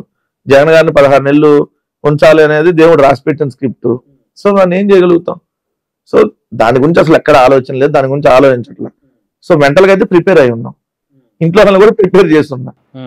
సో ఎప్పుడైనా ఏమైనా జరగచ్చు. సో దాని గురించి అయితే ఆలోచన లేదు. నేను వైఎస్ఆర్ కాంగ్రెస్ పార్టీకి బలంగా మాట్లాడాలి, ప్రజల సమస్యలను అడ్రస్ చేయాలి. సో నా వల్ల పార్టీకి మైనస్ కాకూడదు ఈ అంశంలో. లేదు లాభం చేయకపోయినా పర్లేదు కానీ, నా వల్ల ప్లస్ కాకపోయినా పర్లేదు కానీ మైనస్ కాకూడదు అని మాత్రం నేను ఎప్పుడు కోరుకునేటటువంటి. ఏ డిబేట్కి వెళ్ళేటప్పుడు అనుకుంటా, నా వల్ల మైనస్ కాకుంటే చాలు, ప్లస్ కాకపోయినా పర్లేదు. అంటే మాట సరిగ్గా ఉండాలి. ఒక్కోసారి అవతలాలు రెచ్చగొట్టేటప్పుడు కొంత మనం కూడా కంట్రోల్ తప్పుతాం. ఇప్పుడు నన్ను అనేక సందర్భాల్లో ఒకడైతే లైవ్ లో చెప్పు కూడా చూపించాడు జనసేన. సో కానీ మనం రివర్స్ చెప్పు చూపించలేదు అంటే అప్పుడు మనం కంట్రోల్ ఉండగలిగాం. కానీ ఇంకోసారి అయితే వస్తుంది. ఎంత మనం అంచి వేసుకున్నా కూడా వాళ్ళు తిట్టేటటువంటి దాన్ని బట్టి, ఇప్పుడు అవతల వచ్చేవాడు సాఫ్ట్ క్యారెక్టర్ కాదు, వాళ్ళ దగ్గర సబ్జెక్ట్ ఉండదు, ఇష్టం ఉన్నట్టుగా బూతులు తిడతానికి వస్తారు. వాళ్ళ నాయకుడు 3 పెళ్లిళ్ళు చేసుకున్నాడంటే 3 చేసుకుంటేనే మగాడు అంటున్నారు వాళ్ళు. తప్పండి అంటే మీరు మగాళ్ళు కాదని మీకు ఒకటే పెళ్లి అయిందిగా అంటున్నారు అవతల డిబేట్ లో. ఇది వచ్చే వేరే మైండ్లు కూడా అదే అంటున్నారు. మనం ఏం సమాధానం చెప్తాం? 3 పెళ్లిళ్ళు చేసుకుంటేనే మగాళ్ళు అండి, ఒకటి చేసుకుంటే కాదంటున్నారు వేరే మైండ్లో. మరి ఇంకా దానికి మనం ఎంత సమాధానం చెప్తాం? కోపం వస్తుంది కదా. అంటే ఇప్పుడు వైఎస్ఆర్సీ పిల్లవాళ్ళంతా 3 పెళ్లిళ్ళు చేసుకోవాలన్నమాట. అంటే వాళ్ళ దృష్టిలో అదే, వాళ్ళ దృష్టిలో చేసుకుంటేనే నాయకుడు అండి, వాళ్ళ నాయకుడు ఏం చేసినా కరెక్ట్ అంటున్నారు వాళ్ళు. కరెక్ట్ అని మీరు కూడా అవసరమే చేసుకోండి అంటున్నారు. ఇది వేరే మహిళలు అంటున్నారు. మరి దానికి మనం ఎలా రియాక్ట్ అవ్వాలి? కోపమన్నా కంట్రోల్ చేసుకుని ఆగాలి, లేదు అని అంటే నవ్వుకోనన్నా పిచ్చాలని వదిలేయాలి. అంతకుముందు మనం చేయగలిగింది ఏమంత. సో ఇవన్నీ ఫేస్ చేస్తా ఉన్నాం, అలవాటు అయిపోయింది. అన్న సేమ్ రాజా కిరాకార్పి తర్వాత మొన్న ఒక అతను ఎవరో అరెస్ట్ చేశారు, ఏదో చేబ్రోలు కిరణ్. ఏందన్న వీళ్ళ పరిస్థితి ఏమవుతుంది రేపొద్దున మీ పార్టీ అధికారంలోకి వస్తే? ముందుకు చెప్పటం ఎందుకు, చూద్దాం. మనం చెప్పి వాళ్ళని ఎలక్ట్ చేయడం అవసరం అంటారు. కానీ ఎక్కువగా మాట్లాడుతున్నారు కదన్న. లీగల్ గానే వెళ్తాం, అది కూడా చెబుతాం. మేమే వ్యక్తిగత మీరు మాట్లాడినా కూడా అది మేమైతే ఖండిస్తాం, అందులో డౌటే లేదు. వ్యక్తిగతంగా మేము వాళ్ళని పరిపాలన విధంగా పరిపాలన ఉండాలి ప్రజలకు, అంతేగాని వ్యక్తిగత దోషం లేదు. రేపు జగన్మోహన్ రెడ్డి గారు మళ్ళీ అధికారంలోకి వచ్చిన తర్వాత లీగల్ గానే వాళ్ళకి సంబంధించి ఎలా శిక్ష పడాలో ఆ విధంగా వెళ్తాం. ఎట్టి పరిస్థితులు ఎవరిని కూడా వదిలేటటువంటి ప్రసక్తి లేదు. సీమ రాజా అనేటటువంటి ఆ పందిని సీమ పందిలాగా దున్నపోతులాగా మాట్లాడుతూ ఉంటాడు. కిరాకార్పి అని మనిషి పుట్టక పుట్టాడా లేదంటే ఇంకేదన్నా పుట్టకలో పుట్టాడా అన్న విధంగా మాట్లాడేటటువంటి ఆ కిరాకార్పి అనేటువంటి ఆడవాళ్ళని కూడా చాలా దారుణంగా మాట్లాడుతాడు. ఎంత దారుణం, దేవుని కూడా మాట్లాడుతున్నాడు. ఇప్పుడు తిరుమల తిరుపతి దేవస్థానం, తిరుమల వెంకటేశ్వర స్వామి అంటే 140 కోట్ల మంది హిందువుల మనోభావాలకు సంబంధించినటువంటి అంశం. అలాంటి దేవుడు ప్రసాదంలో రోజా గారి కొవ్వు కలిపి పెట్టారు అని అంటే అసలు మనిషి పుట్టకలో పుట్టాడా ఇంకేదన్నా పుట్టకలో పుట్టి మాట్లాడుతున్నాడా? మళ్ళీ ఆవిడ వచ్చి బ్లెస్సింగ్ ఇచ్చింది కిరాకార్పికి. మంచితనం అది. ఉండాలి కదా. మనల్ని మనం ఈ స్థాయికి రావడానికి ఎవరైతే ఉన్నారో వాళ్ళని ఎప్పుడు మనం మర్చిపోకూడదు. కానీ అలా మర్చిపోయేవాడిని ఏమంటారు? కుక్క అంటారు, విశ్వాసం లేనటువంటి కుక్క అంటారు. ఇప్పుడు ఆర్పి అనేటటువంటి వాడు, కిరాక్ ఆర్పి అనేవాడు విశ్వాసం లేనటువంటి ఒక నీచమైనటువంటి బతుకుతున్నటువంటి కుక్క. వాళ్ళకి బురదలో తిరిగేటటువంటి పందికి తేడా ఉండదు. సో ఇంకా వాళ్ళ గురించి మనం అసలు ఆలోచించడం టైం వేస్ట్. మేము అధికారంలోకి వచ్చిన తర్వాత ఏ విధంగా వాళ్ళ మీద కేసులు పెట్టి ఏ విధంగా చేయాలో న్యాయపరంగా ఆ విధంగా ఖచ్చితంగా వెళ్తాం. ఎవరిని కూడా వెళ్ళే ప్రసక్తి లేదు. ఇప్పుడు ఎవడైతే మాట్లాడుతున్నాడో టీవీ ఛానల్స్ కూడా చెప్తాం. ఆంధ్రజ్యోతి కానీ, లేదంటే ఈనాడు కానీ, లేదంటే TV5 కానీ, ABN కానీ, ఈటీవీ కానీ, మహా న్యూస్ కానీ, లేదంటే కొన్ని యూట్యూబ్ ఛానల్స్ ఎవడుందో యూట్యూబ్ ఛానల్ ఓనర్ దగ్గర నుంచి శాటిలైట్ ఛానల్ ఓనర్లు అక్కడ పని చేసి ఎవడైతే ఇష్టం వచ్చినట్టుగా వాగాడో టీవీ డిబేట్ లో కూర్చొని వాళ్ళని కూడా వదిలేటటువంటి ప్రసక్తి లేదు. లీగల్ గా ఖచ్చితంగా పోతాం. మేము వ్యక్తిగతంగా మిమ్మల్ని ఏం చేయం, కంగారు పడద్దు, కంగారు పడి ఇప్పుడు ఏం పోసుకోవద్దు. మిమ్మల్ని వ్యక్తిగతంగా దాడులు అట్లాంటి ఏం చేయం. కానీ వాళ్ళందరూ జర్నలిస్టులే కదా. జర్నలిస్ట్ అయితే జర్నలిస్ట్ లాగా వ్యవహరించాలి, బ్రోకర్ లాగా వ్యవహరించకూడదుగా. జర్నలిస్ట్ లాగా వ్యవహరించాలి. జర్నలిస్ట్ గా కాకుండా వాడే తాడేపల్లి కొంప, తాడేపల్లి ప్యాలెస్ అనేవాడు జర్నలిస్టా? ఏమి కొంప అని నేర్పారా జర్నలిజంలో? ఇల్లు లేదా నివాసం అని నేర్పారా జర్నలిజంలో? మేము జర్నలిజం చదువుకోవాలా? కానీ మనం ఇల్లు లేదంటే నివాసం అని రాయాలి కదా. వాడు రాస్తాడు, ఆంధ్రజ్యోతి రాధాకృష్ణ అనేటువంటి ఆ బ్రోకర్ కృష్ణ రాస్తాడు తాడేపల్లి కొంప కొల్లేరు అని రాశాడు మొన్న. అంటే వీళ్ళు కొంపలు కూల్చేటటువంటి బతుకులు కాబట్టి ఏ కొంపల్లో ఎట్లా దూరతారో తెలియనటువంటి నీచమైనటువంటి బతుకుల్లో ఉన్నారు కాబట్టి కొంప అని రాస్తారు. అలాంటి వాళ్ళని వదలాలా? ఇష్టం వచ్చినట్టుగా రోజు విషం జిమ్మే వాళ్ళని ఎందుకు వదలాలి? సో ఖచ్చితంగా వదలం. ఏమంటే వాళ్ళు ఏమన్నా వాళ్ళు మమ్మల్ని కేసులు పెట్టి వేదెత్తంటే మేము వచ్చి రేపు పొద్దున లాక్ చేసుకుంటాం ఏంది? మేము కేసులు పెడతాం కదా. సో వాళ్ళు ఒక దెబ్బ కొడితే మేము కొట్టండి ఇంకో చంపేని చూపించాం కదా, మేము కూడా 4 బీగుతాం కదా. ఆ స్థాయికి తీసుకెళ్లారు కదా వాళ్ళు రాజకీయాలు. అది ఆ స్థాయికి వాళ్ళు తీసుకుని వెళ్ళారు. మేము కానీ చూస్తూ కూర్చుంటే చేతగాంతనం అంటున్నారు. మేము 5 ఏళ్ళు మంచి పరిపాలన అందిస్తే మీకు చేత కాలేదు అంటున్నారు వాళ్ళు. సో చేతనైందా లేదా అనేది, చేతనైతే ఎలా ఉంటది, చేతనైన తనం చూపించాలంటే ఎలా ఉంటది అనేది వెయిట్ అండ్ సీ అంటున్నాం. అప్పుడు చూపిస్తాం. అప్పుడు ఎక్కడికి పోతారు? ఎక్కడికి పోరు కదా. నేను కోరుకునేది ఏంటంటే నారా లోకేష్ గారిని కానీ, పవన్ కళ్యాణ్ గారిని కానీ, ఇప్పుడున్న తెలుగుదేశం పార్టీ నాయకులను కానీ 2029 రిజల్ట్ వచ్చిన రోజు నుంచి ఎక్కడికి పోకుండా ఆంధ్రప్రదేశ్ లో మాత్రం దయచేసి ఉండండి. మారిపోద్దు. వచ్చి హైదరాబాద్ లోనో ఫామ్ హౌస్ లోనో, హైదరాబాద్ లో ఫామ్ హౌస్ లో ఉండొద్దు. ఆంధ్రప్రదేశ్ లో నివాసం ఉండండి. ఆంధ్రప్రదేశ్ లో నివాసం ఉండండి. సో చూడాలి మీరు ఏం జరిగిద్ది అనేది. మేము ప్రజలకు మంచి చేస్తూ మీలాంటి దుర్మార్గులకి శిక్షలు ఎలా పడేలాగా న్యాయస్థానంలో ఫైట్ చేస్తామో చూద్దురు కానీ మాత్రం చెబుతాం. అధికారంలోకి వచ్చిన తర్వాత వెంకటరెడ్డి గారికి ఎలాంటి పదవి ఇస్తారని భరోసా ఇచ్చారా? లేదండి, అసలు నేను దాని గురించి ఏం అడగలేదు. ఇప్పుడు అడగల. ఈవెన్ నేను మీకు ఇప్పుడు మీరు క్వశ్చన్ అడిగారు గారు చెబుతున్నా.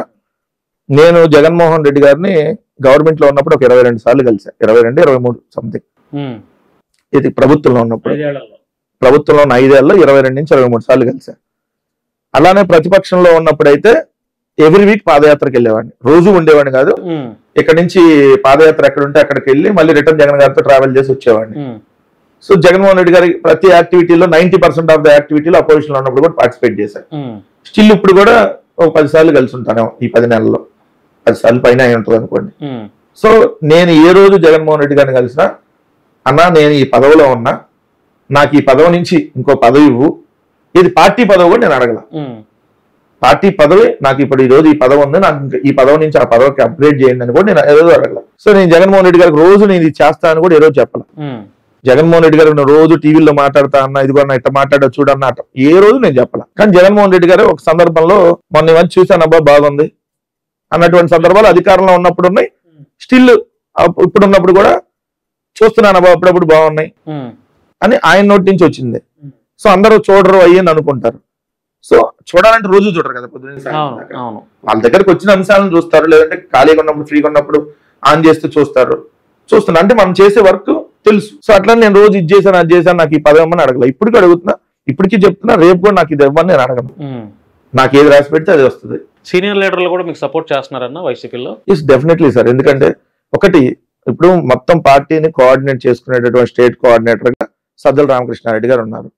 సో సజ్జల రామకృష్ణారెడ్డి గారు కలిసినప్పుడు ఒకటే చెప్తాడు, ఎక్కడా కూడా తిట్లు అట్లాంటి ఎక్కడ వెళ్ళొద్దు, వాళ్ళు మిమ్మల్ని రెచ్చగొట్టినా మీరు సంయమనం కోల్పోవద్దు, ఒక్కోసారి నీకు ఆవేశం ఎక్కువ వస్తుంది, సో కొద్ది తగ్గించుకుందాం మనం, సో వాళ్ళంటే మనం భరిద్దాం ఏమైంది.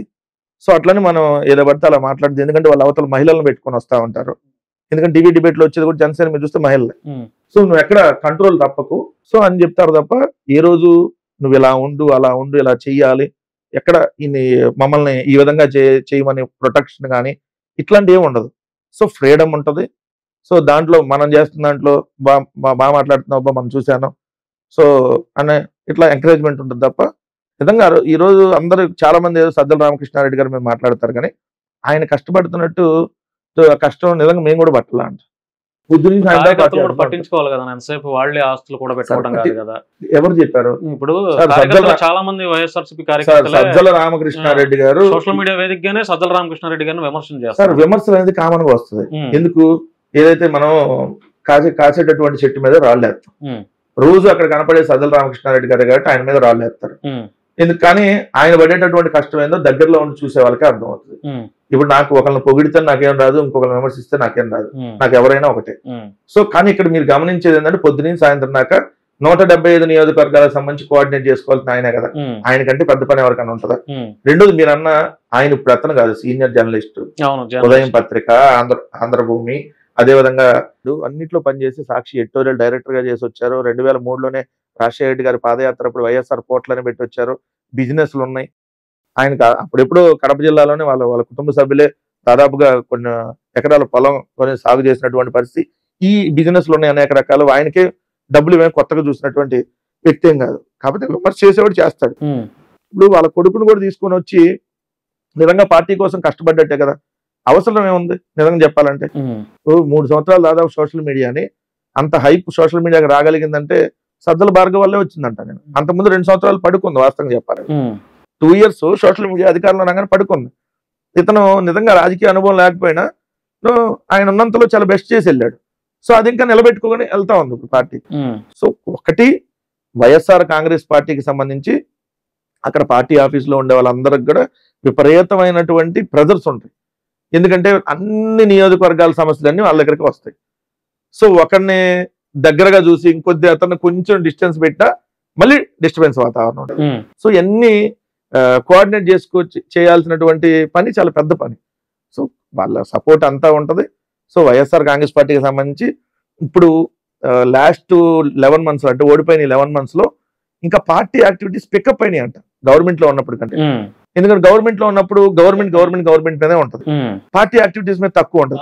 ఇప్పుడు మన పాదయాత్ర ఎప్పుడు ఇంకా డిసైడ్ ఏం కాలా అంటే మొన్న ఫిబ్రవరిలోనే అన్నట్టుగా అనుకున్నారు. కానీ ఇప్పుడు మా నాయకులు చెయ్యనే అంటున్నారు జగన్మోహన్ రెడ్డి గారిని. జగన్మోహన్ రెడ్డి గారు సిచ్యువేషన్ బట్టి చూసుకొని ఆల్రెడీ 3645 కిలోమీటర్లు ఒకసారి చేస్తున్నారు. అంటే ఊపు వస్తుంది కదా మళ్ళీ ఈసారి చేస్తే అంతకంటే ఎక్కువ చేయాలి. సో రెండోది ఇంకా గ్రౌండ్ లెవెల్కి వెళ్ళాలి. అంతకుముందు కొన్ని మండలాలను టచ్ చేయని మండలాలు ఉంటాయి, ఈసారి అన్ని టచ్ చేసి వెళ్ళాలి. సో ఇంకా టైం ఉంది కదా, 4 ఏళ్ళు ఉంది. సో 4 ఏళ్ళు అనేది తక్కువే అంటాను నేను వాస్తవం చెప్పాలంటే. 5 ఏళ్ళు 1 ఏళ్ళు అయిపోయింది చూస్తుంది. సో పాదయాత్ర అనేది జగన్మోహన్ రెడ్డి గారు ఇంకా నిర్ణయం తీసుకోవాలా. బట్ నిర్ణయం తీసుకుంటే చెప్తారు. బట్ ప్లేన్ రేవ్ వచ్చే సంవత్సరం ప్లేన్ రేవ్ ఉంటుంది మాక్సిమం. ఇప్పుడు నేను ఒక మాట అంటానన్నా, ఇప్పుడు దళితుల్ని చంపేసి డోర్ డెలివరీ చేసిన వాళ్ళని కూడా ఎంకరేజ్ చేస్తున్నారని ఒక చర్చ అయితే ఆయన మీద ఇప్పటికీ జరుగుతూనే ఉంది. అది రాంగ్ అంట. అలాంటి వారిని సస్పెండ్ చేస్తే ఆయన మీద ఉన్న క్రెడిబిలిటీ, జగన్మోహన్ రెడ్డి గారి మీద ఉన్నటువంటి క్రెడిబిలిటీ ఇంకా ప్రజలకి ఎక్కువ అవుతుంది. విమర్శించే వాళ్ళ నోర్లు కూడా మూయించినట్టు ఉంటుంది కదా. అది చాలా రాంగ్ అంట. ఇప్పుడు నీకు నాకు వ్యక్తిగత తగాదా ఉండొచ్చు, దాన్ని పార్టీకి అంటగట్టడం కరెక్ట్ కాదు. ఓకే, ఇప్పుడు వ్యక్తిగత అంశాలు వేరు, పార్టీ అంశాలు వేరు. వైఎస్ఆర్ కాంగ్రెస్ పార్టీకి సంబంధించి జరిగినటువంటి అంశం కాదు అది. వైఎస్ఆర్ కాంగ్రెస్ పార్టీ చేయలే ఇక్కడ. సో పార్టీలో ఎవరో ఒక వ్యక్తి అతనికి సంబంధించినటువంటి ఒక పర్సనల్ అంశంలో జరిగినటువంటి గొడవ, ఆ గొడవకు సంబంధించి జరిగింది. కానీ అది కోర్టులో ఉంది. అతన్ని దోషిగా తేల్చలా. అక్కడ ఎమ్మెల్సీగా ఆయన ఉన్నారు కాబట్టి అతను దోషిగా తేల్చలా. దోషిగా మనం తేల్చక ముందే చంపేశారు, ఇది చేశారు, అది చేశారు, దాన్ని దగ్గర పెట్టుకుంటున్నారంటే పిల్లనిచ్చిన మామని చంపేసిన చంద్రబాబు నాయుడు గారు ఇట్లాంటి మాట మాట్లాడతాం కరెక్టా? మరి వంగవీటి రంగా గారిని చంపినటువంటి వాళ్ళు వాళ్ళ కొడుకు ఏ పార్టీలో ఉన్నాడు ఈ రోజు? మరి అదే కాపు సామాజిక వర్గం మరి ఎట్లా? ఇదే పవన్ కళ్యాణ్ గారిని వాళ్ళ తల్లిని తిట్టించిన ఆయన పవన్ కళ్యాణ్కి ఏం లేకుండానే వెళ్ళి చంద్రబాబు నాయుడు గారికి తిట్టినా పర్లేదు అని అన్న వాళ్ళు ఇవన్నీ మనం కంపేర్ చేసుకుంటూ వెళ్తే ఒకటి పొలిటికల్ అంశంలో నిజంగా పొలిటికల్ పార్టీగా మా నుంచి ఏమన్నా తప్పు జరిగితే డెఫినెట్లీ మీరు క్వశ్చన్ చేయండి. ఇప్పుడు ఇన్ని ఇదేమంటారు దళితులకు సంబంధించి కావచ్చు, బీసీలకు సంబంధించి కావచ్చు, ఇంత సంక్షేమ పథకాలు అందించి ఇన్ని వేల మందికి పదవులు ఇచ్చి ఇన్ని చేసినాక ఎక్కడో ఒక వ్యక్తి దగ్గర జరిగినటువంటి మిస్టేక్, అది కూడా కోర్టులో ఉన్నటువంటి అంశం, ఇంకా ఫైనల్ కాల. దాన్ని మీరు తీసుకొని వచ్చేసి ఇది చేశారంటే ఎట్లా? సో దాన్ని మీరు పక్కన పెట్టుకున్నారు, ఇంకోటి పెట్టుకున్నారంటే అది కరెక్ట్ అయినటువంటి అంశం కాదు. బురద జల్లడానికి మా మీద చెప్తారు. మరి అక్కడ మీరు క్యాస్ట్ ఎందుకు తీసుకురాలా? ఇప్పుడు మీరు చంపాడు అని అంటున్నటువంటి మా పార్టీ వ్యక్తి అతను మరి సామాజిక వర్గాన్ని మరి మీరు ఎందుకు పరిగణలో తీసుకోరు? అప్పుడు అతను దళితుడు అవతల అయితే ఇతను మరి కాపు కదా, అక్కడ దళితుడు కాపు. మరి ఇక్కడ కాపు రాలా, వైఎస్ఆర్ కాంగ్రెస్ పార్టీ వచ్చింది, అక్కడే దళితుడు వచ్చాడు. ఎట్లుంటది? ఇప్పుడు మీరు కమ్యూనిటీ తీసుకొని వచ్చేటప్పుడు లేదా పార్టీని తీసుకొని వచ్చేటప్పుడు తెలుగుదేశం అతను చంపారు అని అంటే తెలుగుదేశం వైసీపీ అతను చంపారంటే వైసీపీ తెలుగుదేశం వస్తాయి. వైఎస్ఆర్ కాంగ్రెస్ పార్టీ వస్తుంది, కమ్యూనిటీ రాదంట, అక్కడేమో దళితుడు వస్తాడంట. ఎట్లా వస్తారు? మరి ఇది తప్పు కదా. అంటే ఇప్పుడు ఎవరికైనా ఒకే సమన్యాయం ఉంటది కదా. మరి అదే నిజంగా ఇక్కడ కానీ రెడ్డి ఇంకొక రెడ్డి సామాజిక వర్గం అనుకోండి, రెడ్లు దళితులు చంపారని రాసేవాడు. మీరు అబ్జర్వ్ చేయండి. అది కూడా ఒకవేళ వైఎస్ఆర్ కాంగ్రెస్ పార్టీ కాకుండా తెలుగుదేశం రెడ్డి అనుకోండి, రెడ్లు ఫలానా వాడిని చంపారని రాసేవాళ్ళు. మరి ఎట్లా ఇది? సో అది వాళ్ళకి సంబంధించినటువంటి పర్సనల్ గొడవ ఏదో ఉంది అనేది ఉంది, అది కోర్టులో ఉంది, పూర్తిగా మనకు కూడా ఐడియా లేదు. ఈ రోజు కూడా బయట ఉన్నాడు స్టిల్. రెండోది మనిషికి సంబంధించినటువంటి ఒక ఇద్దరు మనుషుల మధ్య అంశాన్ని ఓ రాజకీయ పార్టీకి పూర్తిగా అంటగట్టేయడం అనేది కరెక్ట్ కాదు, ప్రజలను కూడా గమనించమని చెప్తాను. అన్న ఫైనల్ గా మా శశి టీవీ నుంచి మీకు విన్నపం అనుకోండి, రిక్వెస్ట్ అనుకోండి. సోషల్ మీడియాలో మేము కూడా యాక్టివ్గా ఉంటాం, చూస్తూ ఉంటాం కాబట్టి రాజకీయాల్లో ఏం జరుగుతున్నాయి ఏంటి అనేది గమనిస్తాం కాబట్టి ఈ మధ్యకాలంలో నేను ఎక్కువగా చూసిన దాన్ని బట్టి మా నుంచి మీకు రిక్వెస్ట్ చేస్తున్నాం, దయచేసి కార్యకర్తలను పట్టించుకోండి, వాళ్ళకి అండగా ఉండండి, వాళ్ళ ఆపదలో ఉంటే ఆదుకోండి. ఎందుకంటే మీరన్నా ఫైనాన్షియల్గా కాస్త కోస్తో మంచి పొజిషన్లో ఉన్నారు నాకు తెలిసి, మరి నేను అనుకోవటం కార్యకర్తలకు అది కూడా ఉండదు కదన్న. వాళ్ళ మీద కేసులు పెడితే సరిగ్గా పట్టించుకోవట్లేదు. సోషల్ మీడియాలో వాళ్ళు పోస్టులు పెట్టుకొని బెగ్గింగ్ చేసుకోవాల్సిన పరిస్థితి వస్తుంది, మా మీద ఈ కేసులు పెట్టారు, మాకు ఎవరు రావట్లేదని. అలాంటి పరిస్థితి ఎందుకు వస్తుందన్న? కార్యకర్తలు లేకపోతే మీ పార్టీ ఉండదు, మీరు కూడా ఉండరు, మీకు కూడా కార్యకర్తలు సపోర్ట్ చేయబట్టి సోషల్ మీడియాలో. ఎందుకంటే కార్యకర్తలను పట్టించుకోవాల్సింది. ఇది మీ నాయకుడి దగ్గరికి మీరు కలిసినప్పుడు ఆయన చెవిలో చెప్తారో లేదంటే బయట బహిరంగంగా చెప్తారో, మీరు డిబేట్స్ లో చెప్తారో, కార్యకర్తలు అనేవాళ్ళని కాపాడుకోవాలి. కొన్ని అంటే మేము ఏం చేసాం కార్యకర్తలకు అనేది కొన్ని పబ్లిక్ గా మాకు చెప్పడానికి జగన్ గారు అవకాశం ఇవ్వరు కాబట్టి కొన్ని చెప్పలేకపోతున్నాం. బట్ కొన్ని చెప్తా. మేము కార్యకర్తల్ని ఏ విధంగా వైఎస్ఆర్ కాంగ్రెస్ పార్టీ అండగా ఉంటది అనేది. వైఎస్ఆర్ కాంగ్రెస్ పార్టీకి సంబంధించి ఏదైతే ఎలక్షన్ రిజల్ట్ వచ్చిన రోజు నుంచి మా పార్టీ నాయకులు కార్యకర్తలు ఇళ్ల మీద దాడులు జరిగినాయో ఆ ప్రతి ఒక్క కుటుంబానికి మా పార్టీ ఆర్థిక సాయం అందించింది. ప్రతి ఒక్క కుటుంబానికి ఆర్థిక సాయం అందించింది. అది ఎంత ఏంటని మేము చెప్పకూడదు బహిరంగ. సో ఏంటంటే కొన్ని కాన్ఫిడెన్షియల్ అంశాలు కాబట్టి. రెండు, ఎవరైతే కేసులు పెట్టారో ఆ ప్రతి ఒక్క కేసులు పెట్టినటువంటి ప్రతి ఒక్క నాయకుడు కార్యకర్తకు సంబంధించిన లీగల్ అంశాలు మొత్తం సింగిల్ రూపీతో సహా పార్టీయే పెట్టుకుంటుంది. రిమాండ్కి వెళ్ళిన వాళ్ళకి ఆర్థిక సాయం చేసింది. ఎందుకంటే వాళ్ళు బయట ఉండలేరు కాబట్టి, వ్యాపారాలన్నీ దెబ్బతింటాయి కాబట్టి, ఆ కొన్ని రోజులు కుటుంబాన్ని ఆదుకోవాలి కాబట్టి. ఎవరైతే మా పార్టీకి సంబంధించినటువంటి నాయకుల్ని ఎవరన్నా చంపుంటే ఆ కుటుంబానికి లక్షలాది రూపాయల ఆర్థిక సాయం అందించింది. వీళ్ళతో సంబంధం లేకుండా ఈ రాష్ట్రంలో మహిళల మీద అత్యాచారాలు హత్య జరిగినటువంటి వాళ్ళకి 10 లక్షల రూపాయల ఆర్థిక సాయం అందించింది. కానీ మేము ఎక్కడ చెప్పం. పవన్ కళ్యాణ్ లాగా 5,000 ఇస్తే ఏదైతే 5,000 సార్లు చెప్పుకునేటటువంటి మెంటాలిటీ మాకు లేదు. సో ఇవన్నీ ఏంటంటే కార్యకర్తలకు సంబంధించి మేము ఏం చేస్తున్నాం అనేది బహిరంగంగా కొన్ని చెప్పుకోలేం. మీరన్న కార్యకర్తలు పట్టించుకోలేదన్నారు కదా, చాలా రాంగ్ అంట. కార్యకర్తలకి జగన్మోహన్ రెడ్డి గారికి మధ్య నాయకులు ఉంటారు. ఆ నాయకుల ద్వారా కొంత ఎక్కడన్నా డిస్టర్బెన్స్ జరిగి ఉండొచ్చు. కానీ ఈరోజు జగన్మోహన్ రెడ్డి గారు మీ అందరికీ చెప్పలేడు. కానీ జగన్మోహన్ రెడ్డి గారు దగ్గరగా చూసినటువంటి వాళ్ళకి అర్థమయ్యేది ఏంటంటే ఈ 11 నెలల్లో ఆయన తీవ్రంగా మదన పడినటువంటిది ఏదన్నా ఉంది అంటే కేవలం కార్యకర్తల మీద. ఆయన ఏదో అరెస్ట్ చేస్తారనో ఇంకోటి అసలు ఆయన ఆలోచనే లేదు. ఆయన డైరెక్ట్ గా అనేక సార్లు ఆయన దగ్గరకు నాయకులు వెళ్ళి అన్న మిమ్మల్ని అరెస్ట్ చేస్తారంటున్నారు అంటే ఏముందప్ప, ఆల్రెడీ 16 నెలలు వెళ్ళి వచ్చాం కదా, మళ్ళీ పెడితే వెళ్ళొస్తాం, ఏముంది 3 నెలలు పెడతారా, పోయి వస్తాం, ఏముంది, ఆల్రెడీ మా నాన్నని అరెస్ట్ చేసిన వాళ్ళకి బెయిల్ తీసుకురండి అబ్బా. మా లాయర్లకు చెప్పేది ఆయన అరెస్ట్ అయిన వాళ్ళకి బెయిల్ తీసుకుని రండి, తీసుకుని వస్తే మీకు సీటు పెడతా పోండి, ఇట్లా మాట్లాడతాడు ఆయన. సో నేను కార్యకర్తలకి వైఎస్ఆర్ కాంగ్రెస్ పార్టీలో జగన్మోహన్ రెడ్డి గారికి మధ్యలో అధికారం రావటం వల్ల కొంత గ్యాప్ వచ్చింది. ఆ గ్యాప్ ఎందుకు వచ్చింది? 2 ఏళ్ళు కోవిడ్ వల్ల వచ్చింది. దాని తర్వాత ఫుల్ ఫ్లెడ్జ్డ్గా ఎలక్షన్ మూమెంట్ లోకి వెళ్ళిపోయాం. సో దీనివల్ల కొంత గ్యాప్ వచ్చింది. కార్యకర్తలు అనేవాళ్ళు ఇబ్బందులు పడ్డారు అనేది మా నాయకుడు మెదడులో ప్రతిరోజు ఏదైనా ఆలోచించే విషయం ఉందంటే ఇదే. కార్యకర్తలకు మనం ఎలా చేయాలి, ఏం చేయాలి. రేపొద్దున మెంబర్షిప్ కార్యక్రమాలు చేసిన తర్వాత వాళ్ళకి ఇన్సూరెన్స్, మీరు అందరు ఇన్సూరెన్స్ ఉంటేనే డబ్బులు ఇస్తారని అన్నారు కదా. మా పార్టీ నాయకులకి ఇన్సూరెన్స్ లేకపోయినా మా పార్టీ కార్యకర్త ఎవరైనా చనిపోతే ఆ కుటుంబానికి లక్షలాది రూపాయల ఆర్థిక సాయం చనిపోయినటువంటి కుటుంబాలకి జగన్మోహన్ రెడ్డి గారు స్వయంగా పంపించారు. కానీ ఆయన అల్లడు ఇప్పుడు. కానీ చంద్రబాబు నాయుడు గారు ఇంకోళ్ళు అయితే డబ్బా, మామూలు డబ్బా ఉండదు. 10 రూపాయలు ఇస్తే 10,000 సార్లు చెబుతారు. మేము 10 లక్షలు ఇచ్చినా 10 సార్లు కూడా చెప్పాం. ఇక్కడ వస్తుంది ప్రాబ్లం. సో కార్యకర్తలను జగన్మోహన్ రెడ్డి గారు పట్టించుకోలేదు అనేది చాలా రాంగ్. మనం కార్యకర్తల గురించి మాట్లాడుకున్నాం కాబట్టి ఫైనల్ గా అంటే అన్ని విషయాలు మాట్లాడుకున్నాం కాబట్టి ఇది నా వ్యక్తిగత రిక్వెస్ట్ అన్న, ఇది మీ ద్వారా చేసి పెడతారని నేను మనస్ఫూర్తిగా అనుకుంటున్నాను. కొంతమంది పేర్లు చెప్తానన్నా. కృష్ణా గుంటూరు జిల్లా విజయవాడ సరౌండింగ్స్ లో కొంతమంది కార్యకర్తలు, హర్ష అనే కుర్రాడు, జగన్మోహన్ రెడ్డి గారు ఎక్కడికి వెళ్ళినా అంటే సోషల్ మీడియాలో చూస్తున్నాను నేను, ఎక్కడికి వెళ్ళినా కూడా పక్కన బైక్ మీద వెళ్తూ ఆ కుర్రాడు సెల్ఫీ కోసం అన్న అని అనుకుంటా కేకలు పెట్టుకుంటా ఎక్కడికి వెళ్ళినా, ఆడికి ఈ రోజుకి సరైన ఉద్యోగం లేదు. అయినవోలు సుధీర్ అని చెప్పి తాళ్ళాయిపాలెం ఉద్దండరాయపాలెంలో అక్కడ ఉంటాడు, కరుడు కట్టిన కార్యకర్త. గుంటగాని అభి అని విజయవాడలో ఉంటాడు. జగన్మోహన్ రెడ్డి గారి బర్త్డేస్ అయినా ఏది చేసినా పెద్ద పెద్ద ఫ్లెక్సీలు వేస్తాడు. వాడు ఈరోజు అప్పుల పాలై ఉన్నాడు. సందీపాము రాజేష్ అన్న కుర్రాడు విజయవాడ చుట్టుపక్కల ఉంటాడు. గబ్బర్ సింగ్ రేవతి అని అమ్మాయి ఉంటుంది. తర్వాత కర్రీ భాస్కర్, ఇట్లా వీళ్ళంతా కొంత ఆర్థికంగా చితికిపోయారన్న. మీరు మీ పార్టీ పెద్దలతో మాట్లాడి దయచేసి నా నెంబర్ మీ దగ్గర ఉంది, సో ఏదన్నా వాళ్ళని ఆదుకునే ప్రయత్నం నెంబర్ చెప్తుంది. ఆల్రెడీ ఇప్పటికే ఉన్న నెంబర్ ఆఫ్ చేసుకోవాల్సిన పరిస్థితి ఫోన్లు తిట్లు ఉంటాయి కాబట్టి నా నెంబర్ మీ దగ్గర ఉంది కాబట్టి నా నెంబర్ వాళ్ళకి ఇవ్వండి. వాళ్ళకి నిజంగా ఎంతవరకు చేయగలిగేది ఉంటే, ఒకవేళ నిజంగా పార్టీ ఆఫీస్ లో కానీ ఇంకెక్కడన్నా వాళ్ళని అకామిడేట్ చేసేది, లేదా వాళ్ళ ఎడ్యుకేషన్ బట్టి ఇంకెక్కడన్నా రికమెండ్ చేసేది అట్లా ఉంటే, నేను ఏదైతే పేర్లు చెప్పానో వీళ్ళంతా కరుడు కట్టిన కార్యకర్తలు మేము సోషల్ మీడియా నిత్యం 100% వాళ్ళకి ఏదో 100% చేసేస్తామని కాదు, వాళ్ళు మీరు చెప్పిన వాళ్ళలో 90% వాళ్ళకి ముందు ఏదైతే నెల నెల ఎలా గడవాలి ఏంటనే దాని మీద ఖచ్చితంగా నేను పార్టీ దృష్టికి తీసుకొని వెళ్తా.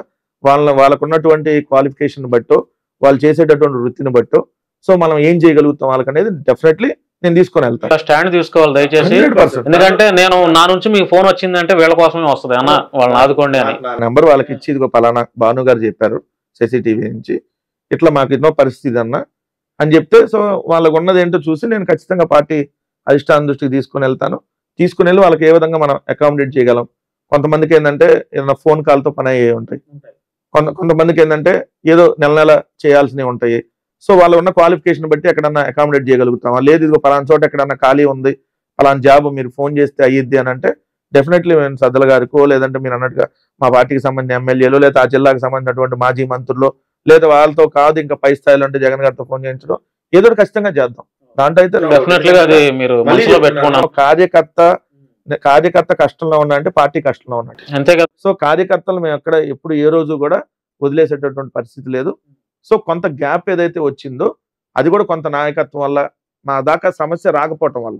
ఇప్పుడు జగన్ గారికి తెలిస్తేనే కదా, తెలియకుండా కిందే ఇప్పుడు మీరు ఇబ్బంది పడుతున్నారు, కార్యకర్త పేరు చెప్పారు, నాకు తెలియదు నేను ఎంత యాక్టివ్గా ఉన్నానికి, అది మీరు నాకు చెప్పారు, నేను ఆ పై దృష్టికి తీసుకెళ్ళగలిగి సమస్య. ఎందుకంటే మాకు అన్ని పార్టీల వాళ్ళతో ఇప్పుడు మీడియాలో ఉన్నప్పుడు అన్ని పార్టీల వాళ్ళతో మాకున్నటువంటి సంబంధాలపైన మేము చూస్తూ ఉంటాం కదా. నేను క్లియర్ గా మీరు వాళ్ళకి నా నెంబర్ ఇవ్వండి, డెఫినెట్లీ ఇస్తాను, చేసి పెట్టాలి. సపోజ్ నిజంగా మళ్ళీ చెప్తున్నా, ఎవరన్నా వైఎస్ఆర్ కాంగ్రెస్ పార్టీ నాయకుల మీద, అంటే నాయకులు అంటే ఆల్రెడీ కార్యకర్తలు తప్పుడు కేసులు పెట్టు ఏదన్నా వేధిస్తుంటే, సో డెఫినెట్లీ మీరు సంప్రదించండి. ఖచ్చితంగా అక్కడ ఉన్నటువంటి లీడర్లకి, అక్కడ ఉన్నటువంటి లీగల్ సెల్కి మిమ్మల్ని అటాచ్ చేసి మీకు ఏ ఇబ్బందులు లేకుండా చూసుకునేటటువంటి బాధ్యత వైఎస్ఆర్ కాంగ్రెస్ పార్టీ తీసుకుంటారు. ఇదైతే ఖచ్చితంగా నా నుంచి మీకు భరోసా.